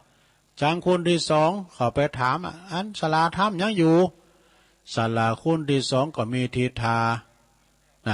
ดีกว่าทั้งหน่อยหนึ่งเลยตอบกำลังก่อกำแพงว่ะเปิ้นบอกนะกำลังก่อกำแพงเนี่ยนะเฮ้ยนะจังคนที่3หน้าตายิ้มแย้มแจ่มใสว่ะเปิ้นมาถามศาลาทำยังอยู่ศาลาคนที่3ก็ว่าโอ้บัดเดียวนี่นะ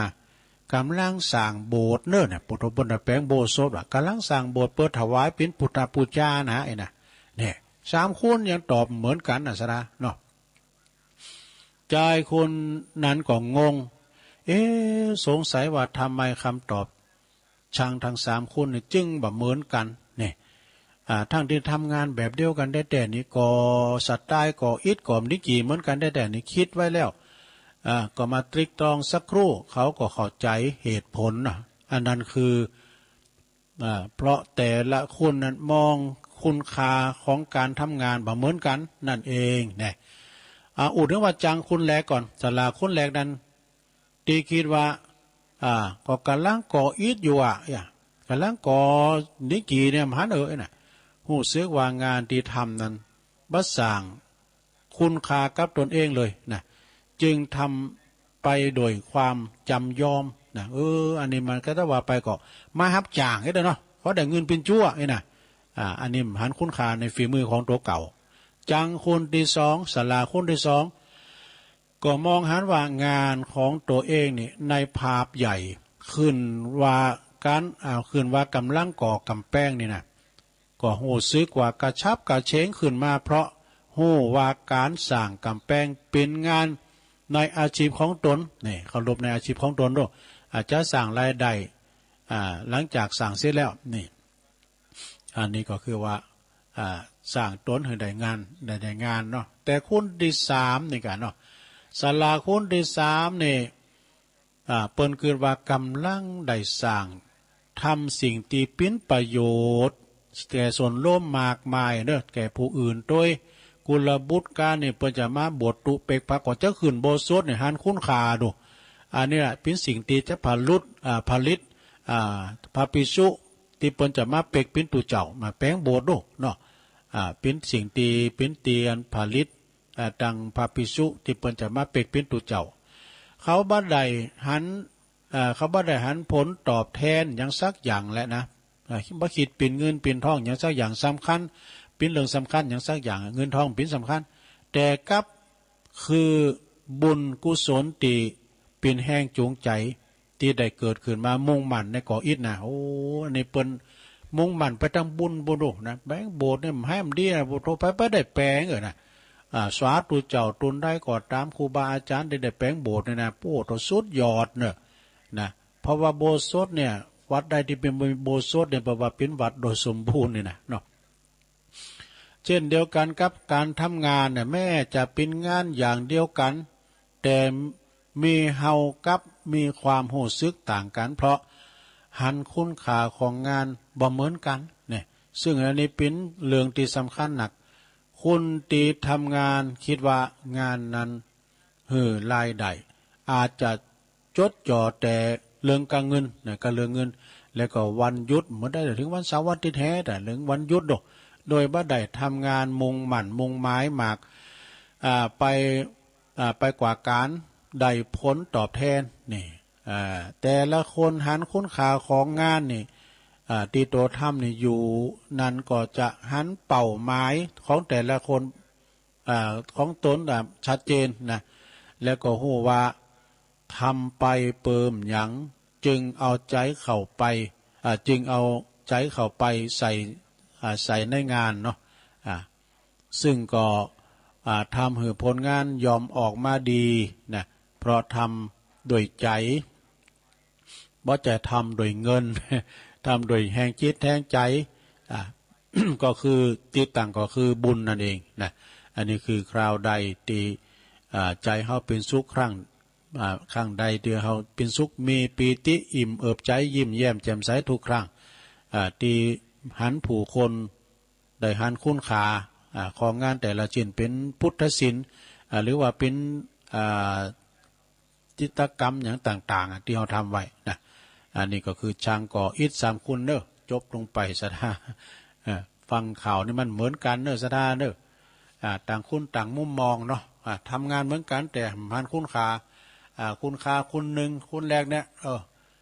หันแต่เงินหันแต่งานแล้วก็หันแต่บุญนี่มันเหมือนกันเนอะสถาเนาะขอขอบคุณท่านพระครูอภิวัตนวิกรมเนอะความจริงเปิ้นเราจะมนแล้วนี่เนาะตุลุงก่อนเราแบบพื้นเข้าใจพอจะได้ตุลุงเราแต่ตุลุงยำหู้เนี่ยมันเป็นอย่างไรนะ ขนาดไหนเนาะแล้วมีแถมเลิงเนอะสถาเนี่ยเลิงเส้นนะบ่ยาวมันก็แล้วสามเณรเจ้าปัญญานี่มีสามเณรโคงตนหนึ่งไก่จะถึง20 ปีแล้วก้าอาจารย์ก็ว่าเน้นบัดนี้อายุเน้นได้เหือก็ว่านะเด้อนะโอ้ไปถามเหรอถามพ่อถามแม่เราไปว่าจะได้เป็กตุ้มได้แล้วนะเดี๋ยวนี้ก็ตัวก็ใหญ่ล่ำหน้าล่ำตาแล้วนี่เนาะเนนก็เลยเตียวมาถามในหมู่บ้านก็คือปีมันอยู่ด้วยปีหรอปีสาวเนนนี่ปีก่อมหู้นะวันเนนเกิดมันได้แล้วอายุครบนะปุ้นอีปอยแม่เขาปุ้นจะหู้ไปพอใบสำเนาสมโนโคป่ะปอแม่ขึ้นอยู่ทำเมืองหนึ่งว่ะอยู่ทำไกลไปแถมในแถมหมู่บ้านหนึ่งเนนก็จะต้องเตียวไปผ่านห้วยผ่านดอยผ่านตีตุกตียากไปเนาะนะเตียวดำดอยลอยห้วยไปกว่าจะถึงบ้านปอบ้านแม่นะก่อนในด้านเส้นต่างที่เนนเดินไปนะปิ้นว่าโจรมหาโจรมันสุ่มปนสะดมต่างๆเนาะไปถึงที่แหล่งโจรแต่พื้นที่เจ้าถิ่นกันเนาะโจรก็มาล้อมรอบยับสามเณรยับสามเณรโจรบางคนก็ว่าฆ่าเน้นเลยว่ะเน้นก็ใจปัญญาเนาะใจดีสู่เสือโลนะนี่จ้างเขาวางงาจ้าก่อนเน้อท่านปอโจรจ้าก่อนเน้อถ้าว่าท่านข่าเฮาไว้นะคุณดับบัดเตี้ยวแถวนี่แหละท่านก็ไม่ได้ป่นไปละเพราะว่าเขาจะโกขนาดเน้นมันยังข่าอย่างกันเนาะท่านปล่อยเขาไปเดินเท้าตึงบอกเหือไผ่แล้วเขาตึงเปิดเผยอย่างเหือไผ่ว่าโจรอยู่แถวนี้นะเขาอันคะแนนปล่อยเขาไปเตอะเองคนหน้าโจรกับว่าแต่เนาะการเอาไปขาเนนเนี่ยเขาเตี้ยวผ่านได้แล้วเขาจะโกนะก็เลยปล่อยเน้นไปเน้นก็ไปถามว่าปล่อยแม่โยมปล่อยโยมแม่เดี๋ยวนี้ลูกลูกจะเป็กตัวเนี่ยพอสำเนาสมโนโคละครบอายุอัน20 ปีแล้วนะได้คำตอบแล้วเนนก็เตียวปิกมาวัดเนาะแต่กำหนดว่าจันวันดีจะเป็กตูโบสถ์พระแล้วปอแม่โยมแม่ญาติพี่น้องปุ่นไปก็เตียวมากะแต่ไปวัดนี่มาถึงตัดตีโจรหันแล้วสะทาโจรก็มาล้อมรอปุดก็มายับเอาปอเอาแม่มัดทุกขเวทนาขนาดนักเด้อญาติพี่น้องโดยมาก็ได้รับทุกข์เหมือนกันหมดปอมันแม่มันปอเนนแม่เนนก็ห้ำให้ลำไห้เดินด้านไปต่ำนี้ลูกพระลูกเนนทำไมน้ำบอกหือปอหือแม่ว่าโจรอยู่แถวนี้อีกเนาะลำพึงลำพันไปต่างๆหน้ามก้องว่าไหนยินซ้ำวันเนนเนี่ยเนาะโหดาโจรก็ เลยมาไต่สวนว่าเอ้าแล้วก็ท่านปิ้นยังกับสามเณรโอ้ลุงนี่ก็คือโยมปอของเนนอันนี้ก็ปิ้นแม่ของเนนโอ้โหน่ะโจรก็มาคืนว่าเนนนี่เปิ้นมีสัจจาวาจาเนอะสัจจังเวอมตตาวาจาบ่แพงพายเลยนี่คือพายเลยนะอันนี้ยอมรับนับถือเนอะนะน้อมจิตน้อมใจประทังสมณเณรนะก็มีความจิตเริ่มใสเน้นว่าแต่เน้นนี่สัจจาวาจาแท้ๆขนาดปอขนาดแม่ยังบอกเลยนะอันตรายอยู่แล้วนี่ยังบอกก็เลยปล่อยปอปล่อยแม่ไปเอาไปเอามาโจรทั้งหลายก็กลับใจโจรกลับใจว่ะโจรกลับใจก็เลยไปโบสถ์ด้วยสามเณรไปหมดว่ะนี่เรื่องนี้ก็จบลงไปซะดา จบแบบง่ายๆเนาะซะดาเนาะอันนี้มิตรนิทานนะซะดาเนอะนิทานเดี๋ยวก่อนเนอะสถานเนอะตัวลุงจะประกาศข่าวสารงานบุญก่อนนะประกาศข่าวสารงานบุญก่อนแล้วก็จะมาตักตังลายเนาะวันที่4 มีนาเนี่ยญาติโยมทั้งหลายเปิดจะมีการส่งน้ำประทานแล้วก็อธิษฐานของครูบาสุขครูบาบวรสุขบดอดีตเจ้าวัดป่าสร้างหน่อยเนอะตำบลบันแป่นพร้อมกันนี้เปิ้นก็จะมีการถวายทานหอส่งน้ำตัวเนอะนะแม่ดีสุวรรณล้อมฝากประกาศมาเนอะที่วัดป่าสร้างหน่อยนะต่อไปก่อนที่14 มีนานี่เปิ้นก็จะมีการฉลองตราตั้งเจ้าอาวาสวัดช้างเขาน้อยเนอโดยท่านอาจารย์ใบดีกาพระบดีกาไพฑูรย์ขันติทโรเจ้าอาวาสเนอะเปิ้นจะฉลอง3อย่างคือฉลองปริญญาฉลองพาตานานุกรมฉลองเจ้าอาวาสด้วยเนอะไปมุทิตาจิตเนอะพระจะไปรับปิ้นเจ้าภาพสังก็ดีไปเจ้าภาพอันโฮงตานอย่างต่างๆก็ดีเนอะ14 มีนานะจะมีพระซ้อบ่ไปหู งาน2-3 มีนาและ4-5 มีนา6-5นี่นะก็งานประชุมเพลิงศพของท่านพระครูวินัยทรจิรพลสันตจิตโตเนอะอดีตเจ้าวัดตาการอำเภอสันป่าตองพระสงฆ์พิธีจำนวน60 รูปนะวันที่3เป็นจะหลากผาศาสตร์ไปสู่สนามโรงเรียนตาการวันที่6ก็ประชุมเพลิงศพเนอะอันนี้ก็ประกาศไปในวันที่16 ถึง21 มีนาก็งานออกเมนพระราชทานเพลิงศพท่านพระครูวรวัฒน์วิบูลย์ครูบาบุญกตปุญโญเนอะ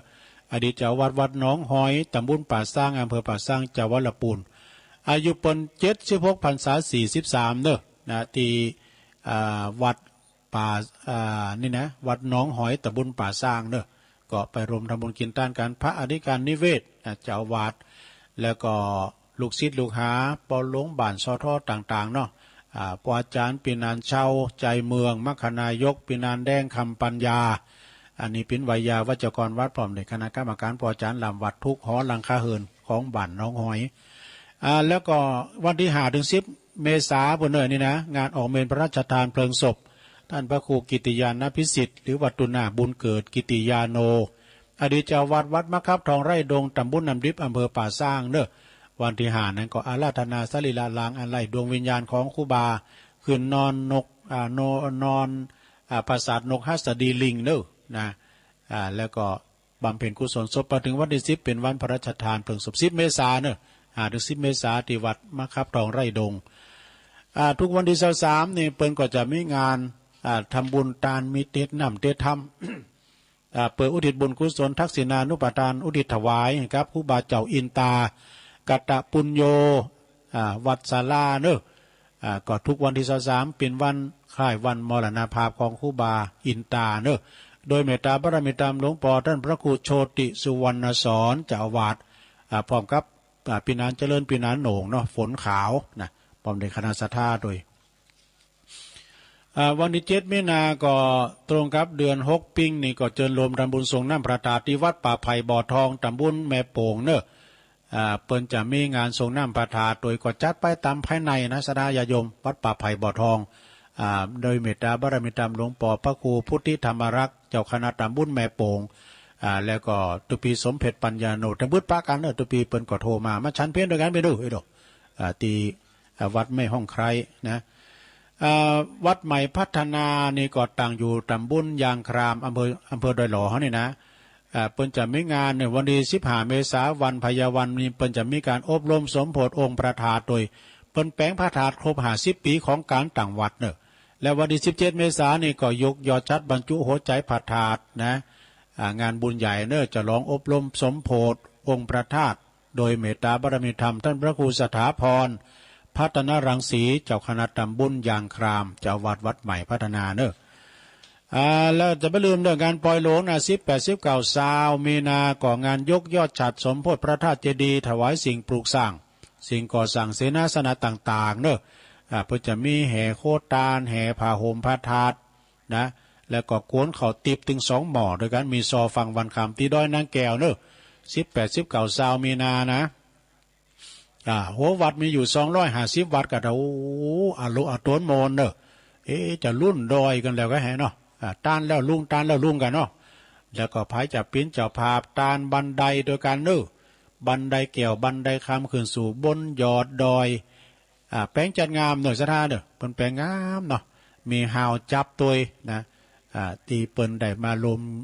ปิ้นเจ้าภาพโดยการก็ตามแต่เจตนาเนอะสั่งบันไดแป้งขึ้นได้ขึ้นดอยนางแก้ว100-200ก็ตามแต่เจตนาเนอะและวันที่16 เมษายนของงานส่งน้ำพระธาตุประจำปีที่วัดสันเมืองเนอะปีที่2นะปีที่2ก็คือไปลมกินลมตาลกันนะวัดของอาจารย์เน้นหลักเนาะแล้วก็ดอกไม้บานไม่บานตลอดปีโอกาสดีไม่มีบ่อยครั้งก็ขอเชิญท่านสาธุชนผู้มีจิตศรัทธาเข้าร่วมพิธีมหาพุทธาเทวาภิเษกหล่อองค์สมเด็จพระเจ้าตันใจประสิทธิมงคลเนอะขนาดหน้าตากว้าง99 นิ้วความสูงน่ะก็127 นิ้วเนอะแล้วก็จะมีการตอดผ้าป่าสามัคคีมหากุศลสมทบทุนในการสร้างซุ้มประตูวัดโดยเนอะซุ้มประตูวัดโดยณมณฑลพิธีวัดสันห้างตำบลบ้านหลวงอำเภอแม่อายวันเสาร์วันติด19 มีนาเหมือนกันเนอะพิธีบวงสรวงก็9 โมงแล้วก็พิธีมหาพุทธาภิเษกก็ตลอดวันเนอะพระอาจารย์อำนาจอาคาปัญโยตุปีจาน้อยพิธาจารย์ฝากประกาศมาเนอะแล้ววัดหลวงสีเตดำเนอะตุลุงก่อหันในอันคลิป วัดหลวงสีเตโดยเมตตาบารมีธรรมในหลวงพ่อท่านพระครูกัลยาณธรรมนิวิทย์ครูบาเจ้าเสาคำซึ่งเป็นเจ้าคณะตำบลสีเตี้ยวัดเจ้าวัดหลวงสีเตศิษย์กตัญญูกุลกุฏิของครูบาโดยเนอะนะ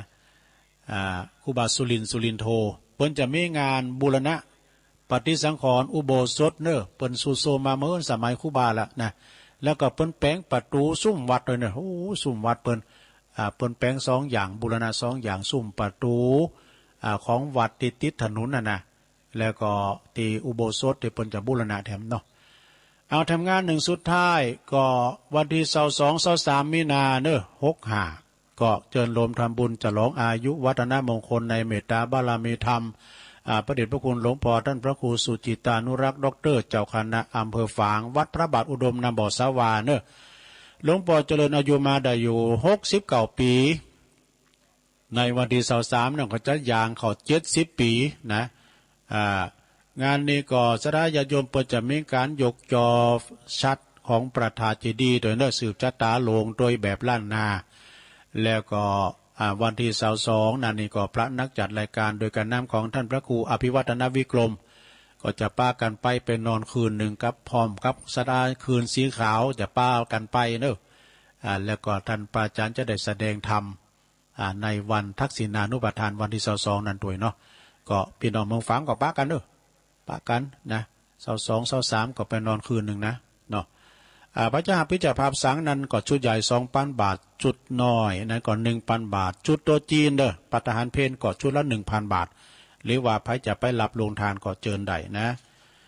งานนี้ก็มีนักร้องเสียงดีเสรีรุ่งสว่างเจ้าของผลงานเพลงเรียกพี่ได้ไหมเปิ้นจะมาลมทำบุญเป็นลูกศิษย์ของท่านครูบาด้วยเนอะนะตักตังลายหน่อยนะลุงเนาะตักตังลายให้ก่อนตักตังลายวันนี้ก็เปิ้นก็เข้ามาฟังกันหลายในเมตตาบารมีธรรมอาจารย์พระครู พระอาจารย์เจ้าอธิการ วิชาสุจินโนเนอะเจ้าคณะตำบลโมงน้อยเจ้าอาวาสวัดป่าตานบั่นแซมเนอะไหวสาตุปีนะครับเนอะแล้วก็เอื่นไปทางท่านอาจารย์สุทัศน์ การทวังปอคู่เฮาอันนี้เปิ้นปิ้นปอจานมัคคานายกโดยบัวบานฟังอยู่เจ้าจากทุ่งเสี้ยวเจริญปอนเนอยายแดงดอกตัดล่อมฟังอยู่แม่สุทัศน์ดีมูลจากแสนพรหมสาธุสาธุเพลงบาเก่าม่วนดีเจ้าแม่แสงเอื้อยชุติวงศ์จากแม่ย่อยสันทรายนะแล้วก็แล้วก็ตุปินหนุ่มเนอทีมงานถ่ายทอดเสียงนอกสถานที่จากวัดฝายหินตุปินหนุ่มเนอไวสากับเนอยายดีนะแล้วก็พี่น้อยพี่ยุพินหอมมาลาจากแม่หยวกเนอะอันนี้ก็ตั้งสารกลางเดี๋ยวไปโทรมาเถอะยายเดี๋ยวไปโทรมาเถอะยายน้อยเดี๋ยวก่อนยายเดี๋ยวก่อนเนอะยายดีเดี๋ยวแม่ครูทองคำที่วงคำจากปุ่นเนอบ้านนั้นเสาหินสีโบบานแม่ครูปนฟังตลอดนะคุณแม่จันเพ็ญคำโพธานะจากตาข่ามเนอะแม่เฮียฟังอยู่แม่แดงอัมพรแตนดอกไม้ตัวก็กันได้เหรอนะยายดีแล้วก็แม่หลงสายฝนจันกุณะจากหนองผาขาวแม่ฟองติ๊บแก้วป่าไผ่บ่อทองตัวนะปรงมงคลมูลชีพจากหนองเอิกตัวนะก็ฟังอยู่บรรจงกันทะวงอันนี้ก็ตัวแทนพี่น้องนำดิบเหนอแม่พลอยมานีจากป่าหาเนอะป่าหาตำบุญเมืองจีเนาะแม่ทองคำพรหมมินโดยจากแม่แตงแม่จิรพันธ์โมป้อจากปุ้นบ้านแม่ขจานปุ้นนะเวียงป่าป้อแม่อุ้ยน้องโดยเนอแล้วก็โยมสุมาลีใจตาเวียงป่าป้อยายไข่แก้วจากบ้านเส้งตำบลบ้านแป้นฟังอยู่แม่น้องโดยเนอแม่พันธาวันนะแม่พันวันนี้ไม่ได้ไปเนาะเป็นมีงานบาทแม่บุญยวงแม่น้อยบุญยวงแซ่พันฟังอยู่เนอขอบคุณในแม่น้อยเนอโยมแม่ครูธนวันฟังอยู่ปอครูชัยทองขันจากหนองผาขาวเจริญปอนเนอปอครูเนอชมลมชะกาย83โดยแม่จันเรือนใสจากเวียงตากการเนอแม่ศรีดาจากเวียงป่าเป้าโดยนะมาริวันฟังอยู่นะแล้วก็แม่ไพอันนี้เปิ้นก็อยู่บันเลินนี่นะแม่อัมพาพันธ์ชัยเมืองยอง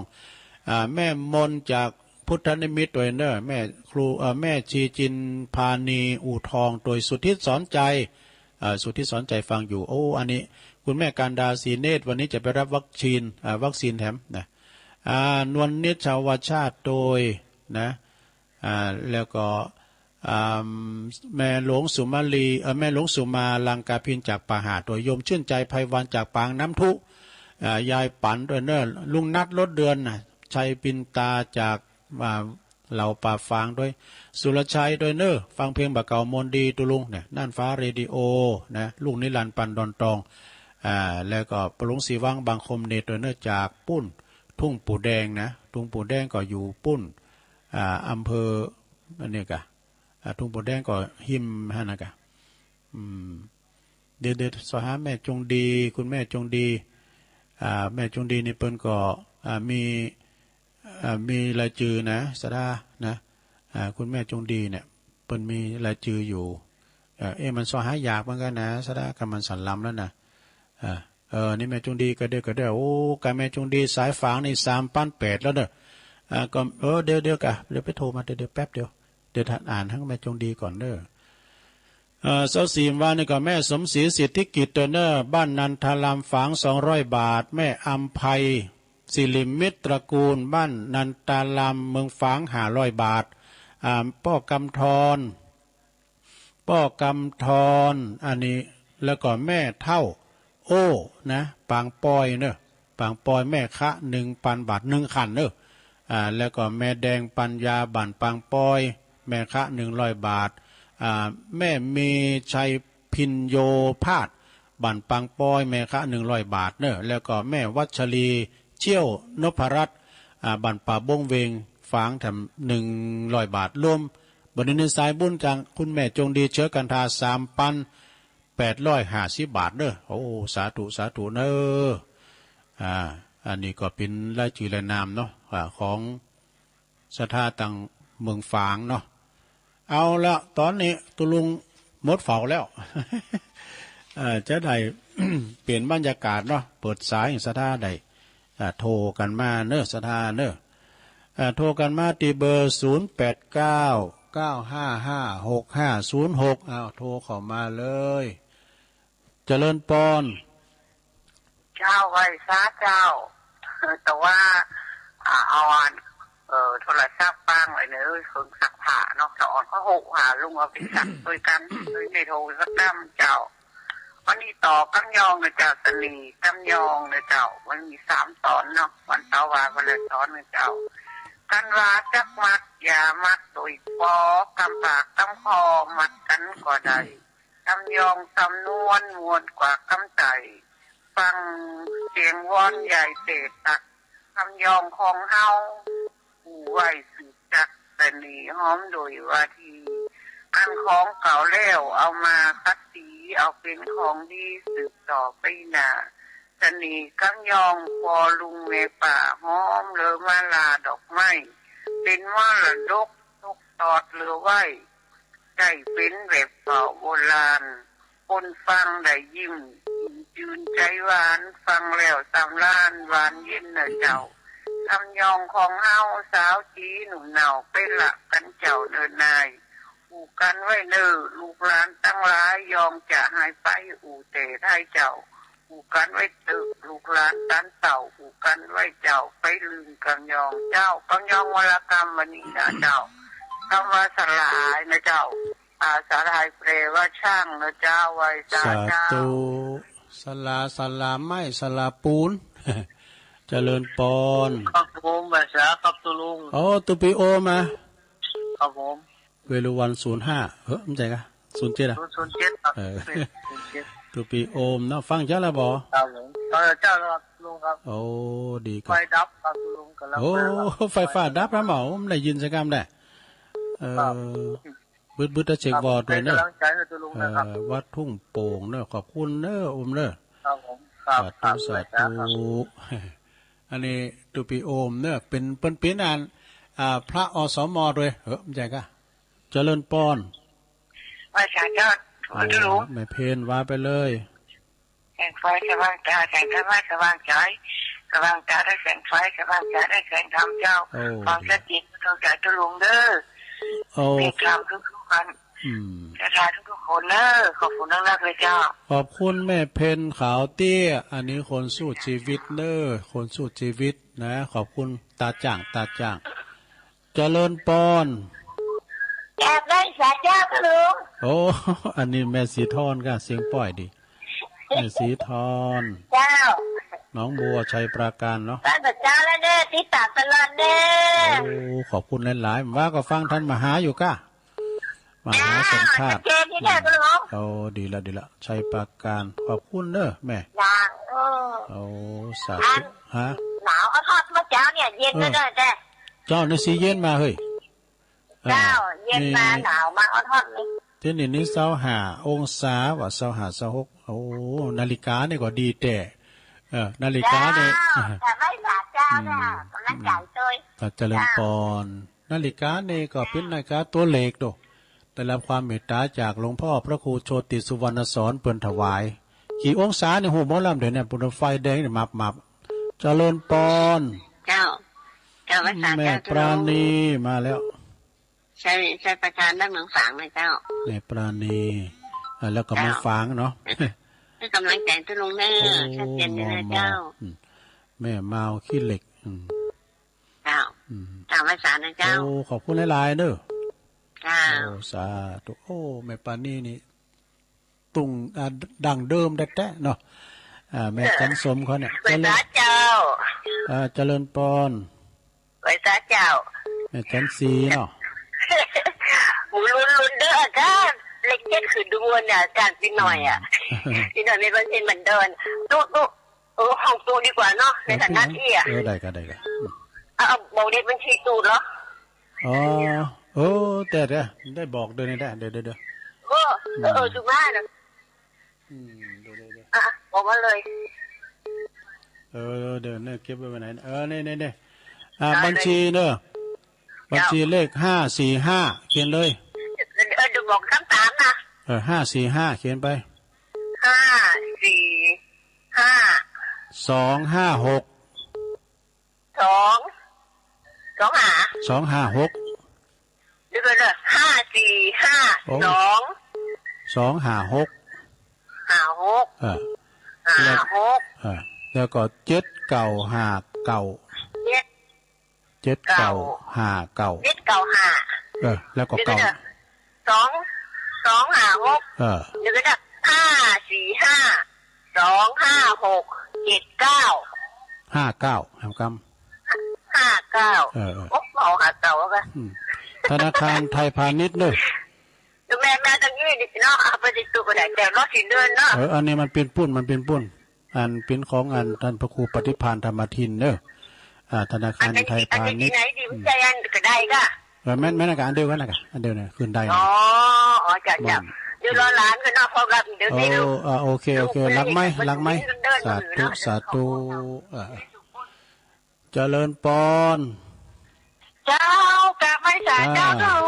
เอาเลยเจ้าเดี๋ยวนี้เลขบัญชีได้แล้วนะคะ545256759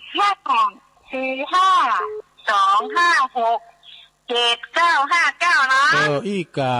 อันนี้นี่เปิ้นน่ะเกิดขายเด็กนี่เดี๋ยวท่านนะคนจากคนเฒ่ากันน่ะเจ้าเนาะอันนี้ขอเจ้าเนาะเอาเลยเจ้าเฮาเหนียวหูไว้เฮาได้ดอกเฮาหยอกลูกหลานเฮาหางแต่ป่าเฮาว่าแต่กิน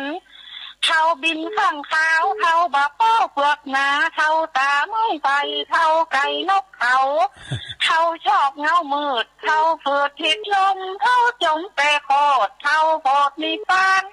เฮาลูกหลานเอาไว้เฮาใครเปิ่นมาหลายเฮาฝ่ายจุรอเฮาหามาเอี่ยมเฮาเหลี่ยมตันคนเฮามาอยู่ตามเฮาคำมานั่งใส่เราตาฟังมีริยาว่าจังต่อแท้ส่องแต่งเอวแกงตีนหาน้ำถามหาเครื่องระอ่อนนุ่มสังบัญญังเว้นบ่หุ่นตักทีหันอีกทีนารีอ่อนหยอกเฮาชั่วกอกตายหงหันปุ่นหงก็บ่บ้องเขาเป็นยังก็แกงจักกำต่างน้ำต่างทำเป็นเจิงเป็นทานกลับบ้านหมอบกาขี้ขังนั่งขี้ควายบาได้หมอบแป้คนดาวมีหน้าดาวตะลุงนะแม่นะเจ้า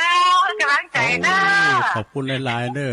เจ้าใจอื่นผมจะเข้าแค่ว่าเป็นนักขันปะอาจารย์ก็เป็นรำคาญ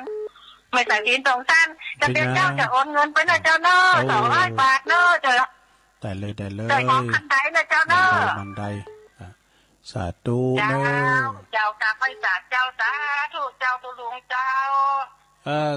เจ้านี่เป็นธนาคารไทยพาณิชย์เนอะธนาคารไทยพาณิชย์จือบัญชีพระครูปฏิภาณธรรมทินนะอันนี้สั่งบันไดเนอะเจริญปอนเจ้ากับพระศาสดาเจ้าตุลุงไม่สุกเกี้ยวศิลปรสิทธิมันห้องละปุ่นเนอะสุกแก้วได้ไหวพระฟังธรรมตุลุงตมุดเจ้ามาแล้วนะเจ้าวันนี้ตื่นขึ้นมาก็ได้ยินเสียงน้ำเสียงธรรมจากตุลุงเด้อเจ้ายินดีหลายๆเตี้ยทามหมดแล้วเลยนักกันหลายนะตุลุง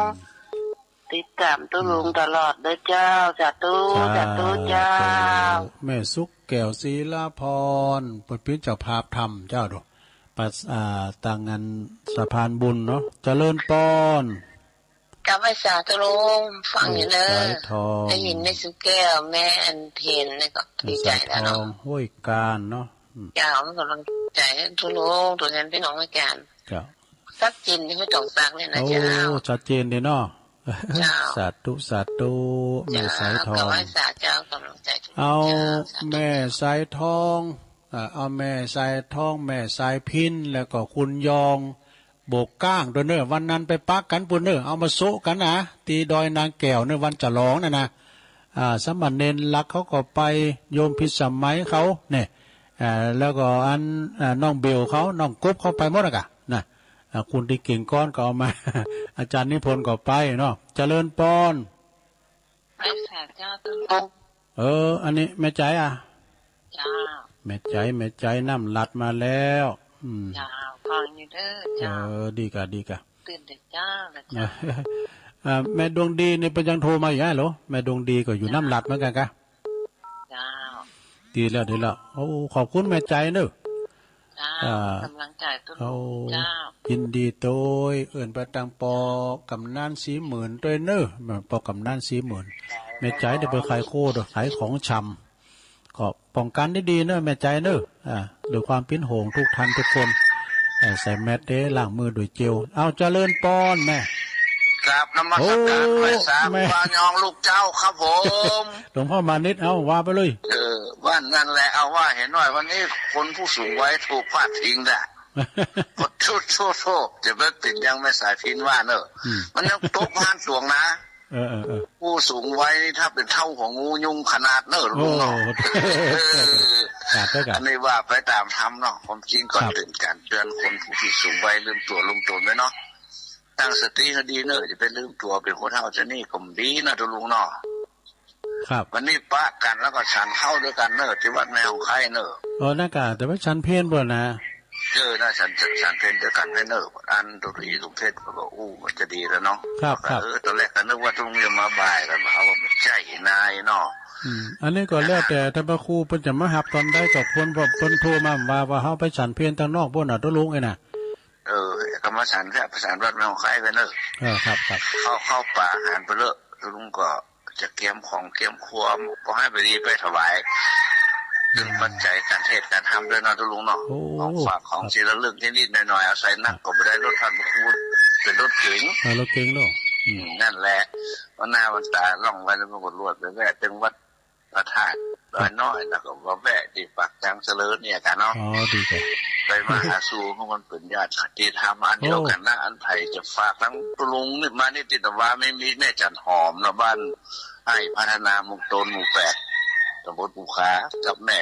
จันไม่ได้เนาะทางสกุลเนี่ยก็ลืมไปแล้วเนอะแม่จันได้ขึ้นมาถ้าจะขึ้นมาฝากมาให้มาหอมที่ทำบุญวัดพระธาตุสีสองเมืองเลยนะแก้วก็ขึ้นมาได้เนอะวันนี้อย่าไปออกวัดสัก10 โมงป่ายเลยเนี่ยรู้ใครมาถึงแล้วเนาะครับอย่าจวนตริโยไปนะคนนี้นะวันนั้นทำปากกันแล้วหรอตริโยมาปากกันเพราะนั้นวันตริโยไปเนาะวันนั้นขั้นเลยไว้สาครูบาเจ้าวันผูกวะวันนี้ปากกันแถมนะผมว่าคืนวันผูกฟังกันแถมเนาะแจ้งเนาะวันพุกนี่ก็แม่วันนี่อยู่เดิมเจ้านะพุกนี่จะเป็นอันกิจกรรมวันเสาร์นะเนาะแต่เตะทำอยู่เด้อโอ้ไวสาครับอาจารย์ได้หลักเอาเลยนิมนต์ครับครับผมกับไวสาครับหลวงลุงครับไวสาโอ้ลักษณะคนเท่าเนาะเท่าก็มีหลายอย่างหลายอันทั้งไม่ใส่พินสำเน็จอ่ะไม่ใส่พินสำเน็จโอ้โหวันนี้นะได้ฟังหลายๆเรื่องหลายๆราวเนอะครับศาลาแต่ละคนถามอันใดก็บ่ตรงกันสักอย่าง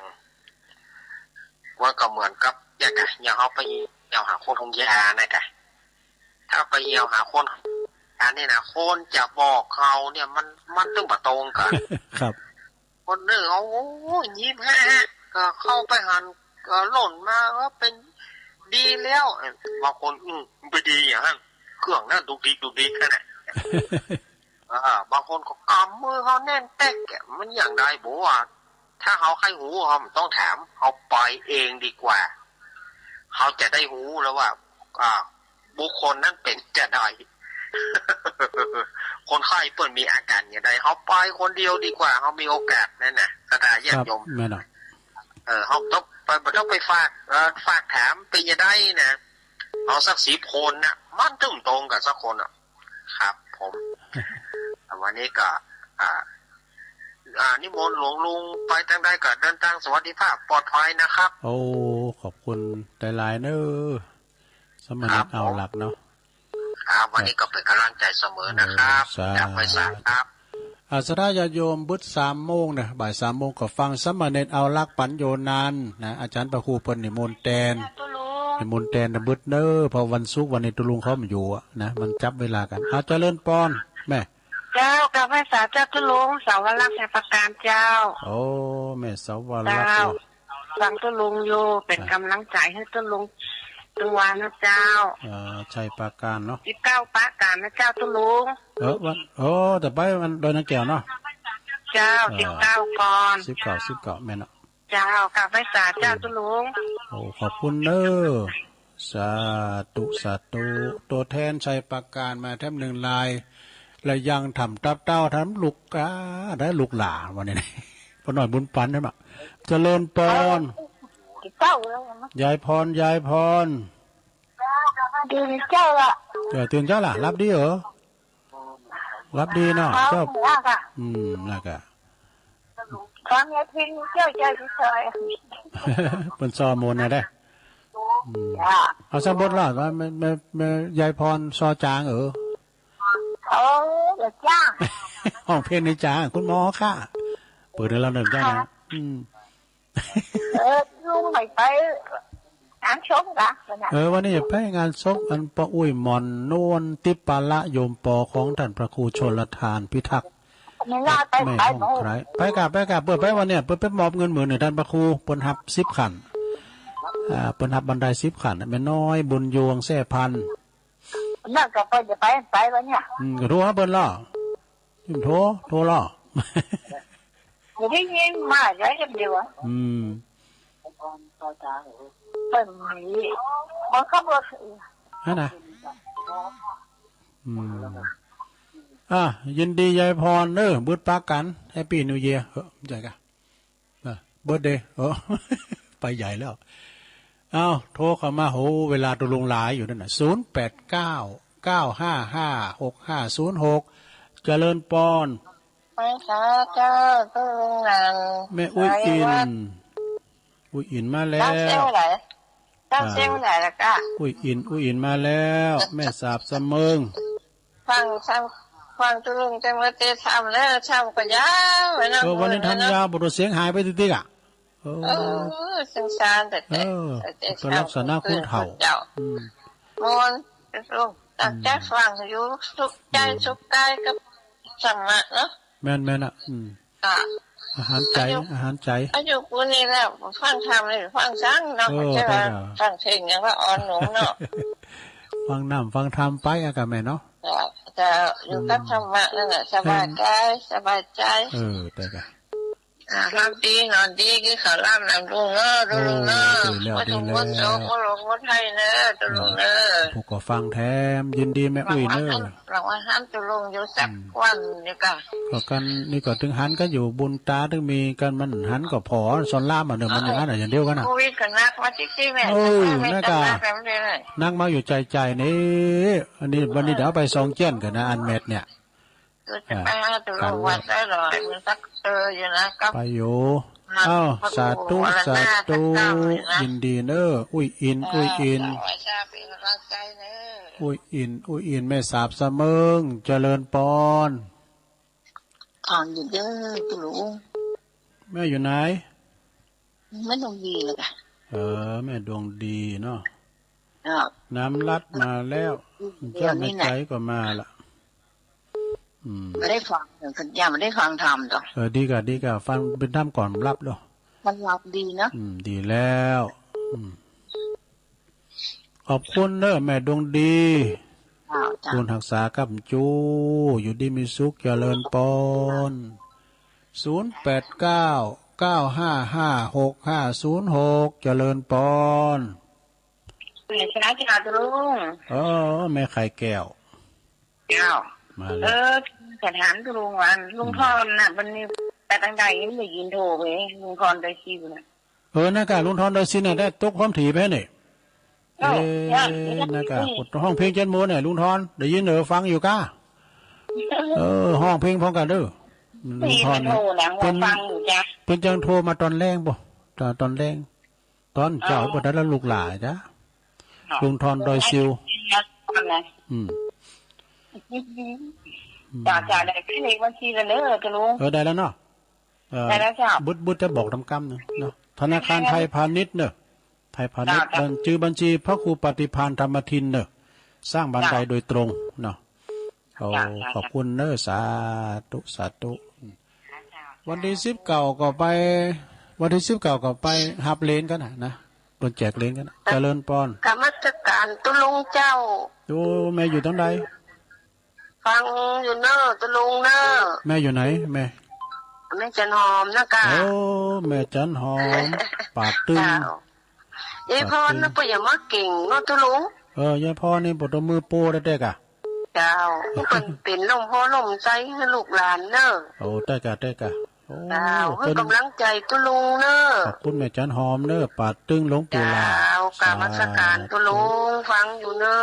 รักษาอันนี้ตัวแทนพี่น้องปาดตึงเนอะตัวแทนพี่น้องปาดตึงหลวงปู่ลานะแม่จันหอมเนี่ยสายนั้นเนี่ยมีไปโทรมามีแม่จันหอมเนี่ยเจริญปอนแสบเจ้าตุลุงฟังอยู่เด้อแม่เลี้ยวโอ้แต่เป็นน้องของเป้าโอ้11ของปลาสองตองเด้อแต่กะหมู่11ของเป้าอัน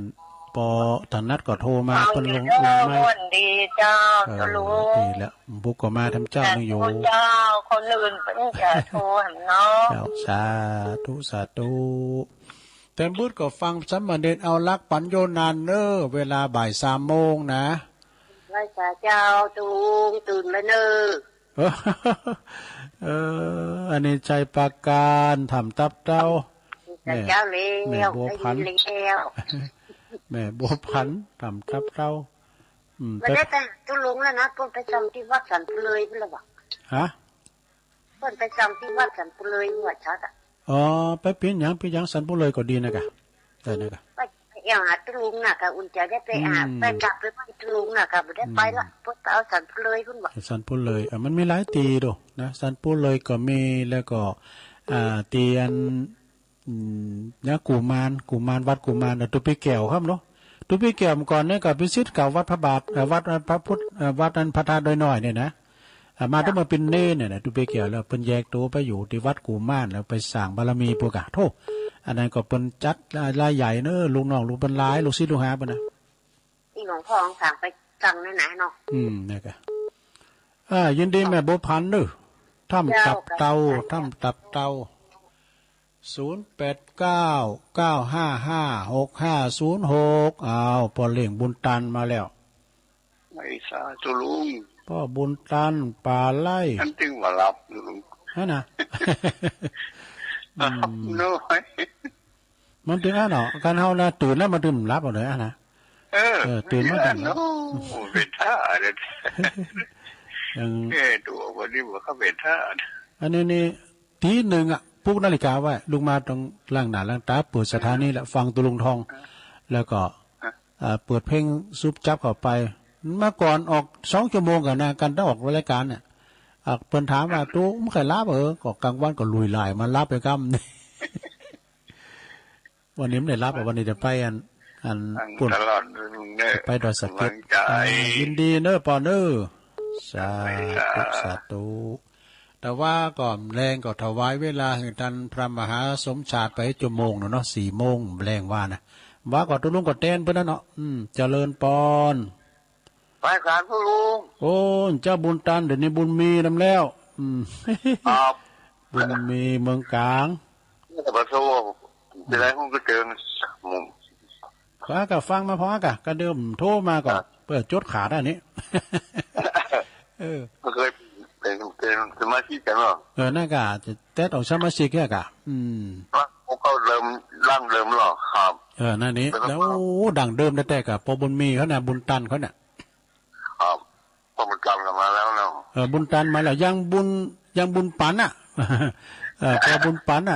ถ้าดัดติ้งไหนก็ได้จ้ะมันตั้งมาติดนะขมันติดเนี่ยนั่นกะ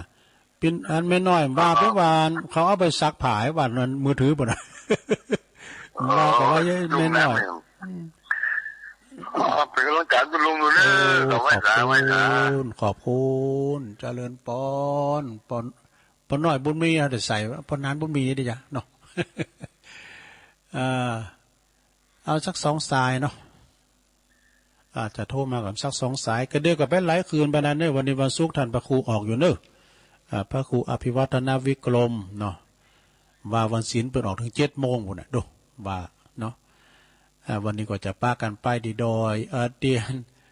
วัดแม่ห้องใครเนาะไปโลมไหว้อาลัยโลม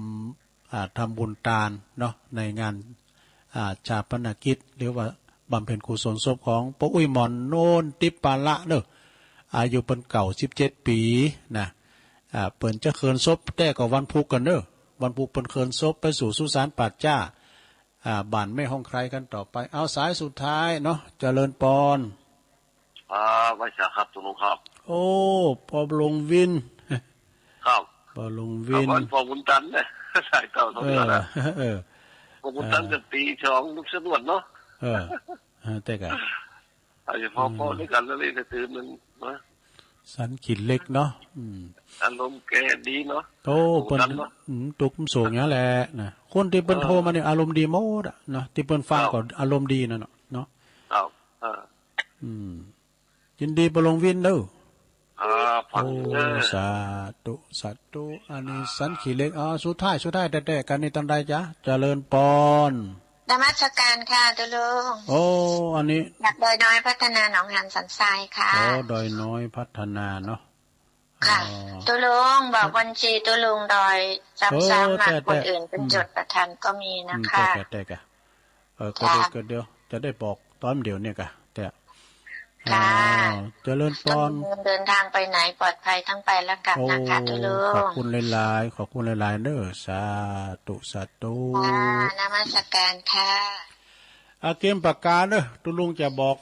ว่าอันนี้บัญชีขึ้นใดบัญชีทำบุญบันไดนะวัดตีศรีสองเมืองเด้อก็ชื่อบัญชีท่านพระครูปฏิภาณธรรมทินนะชื่อบัญชีพระครูปฏิภาณธรรมทินแล้วก็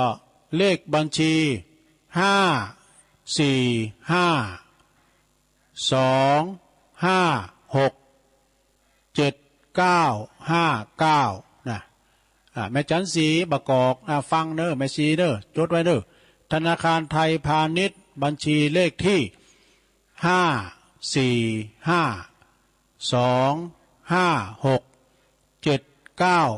54525675959เด้ออันนี้บอกซ้ำแล้วเนาะขอโทนสายกันเน้อแม่น้อยกาดนัดแม่ตุปีโอมวัดทุ่งโป่งอันนี้เป็นปิตุเจ้าอันอสมอตุยแม่เพนขาวเตี้ยแม่สีทอนหนองบัวชัยปราการแม่ปราณีมแม่เมาขี้เหล็กนะแม่จันสีบ้านมะกอกแม่สายพินกัลยาเมืองปานนะแม่สุกแก้วศรีลาพรแม่สายทองสีห้วยการเด้อแม่ใจน้ำลัดหลวงพ่อมานิถาวโรสำนักสงฆ์หอมบุญสามเณรเอาลักปัญโยนานเนิ่มบุตรฟังบน3 โมงบ่าย3 โมงแม่สวรรค์ชัยประการยายพรร้องวัวแดงแม่อุ้ยอินแม่สาบเสมิง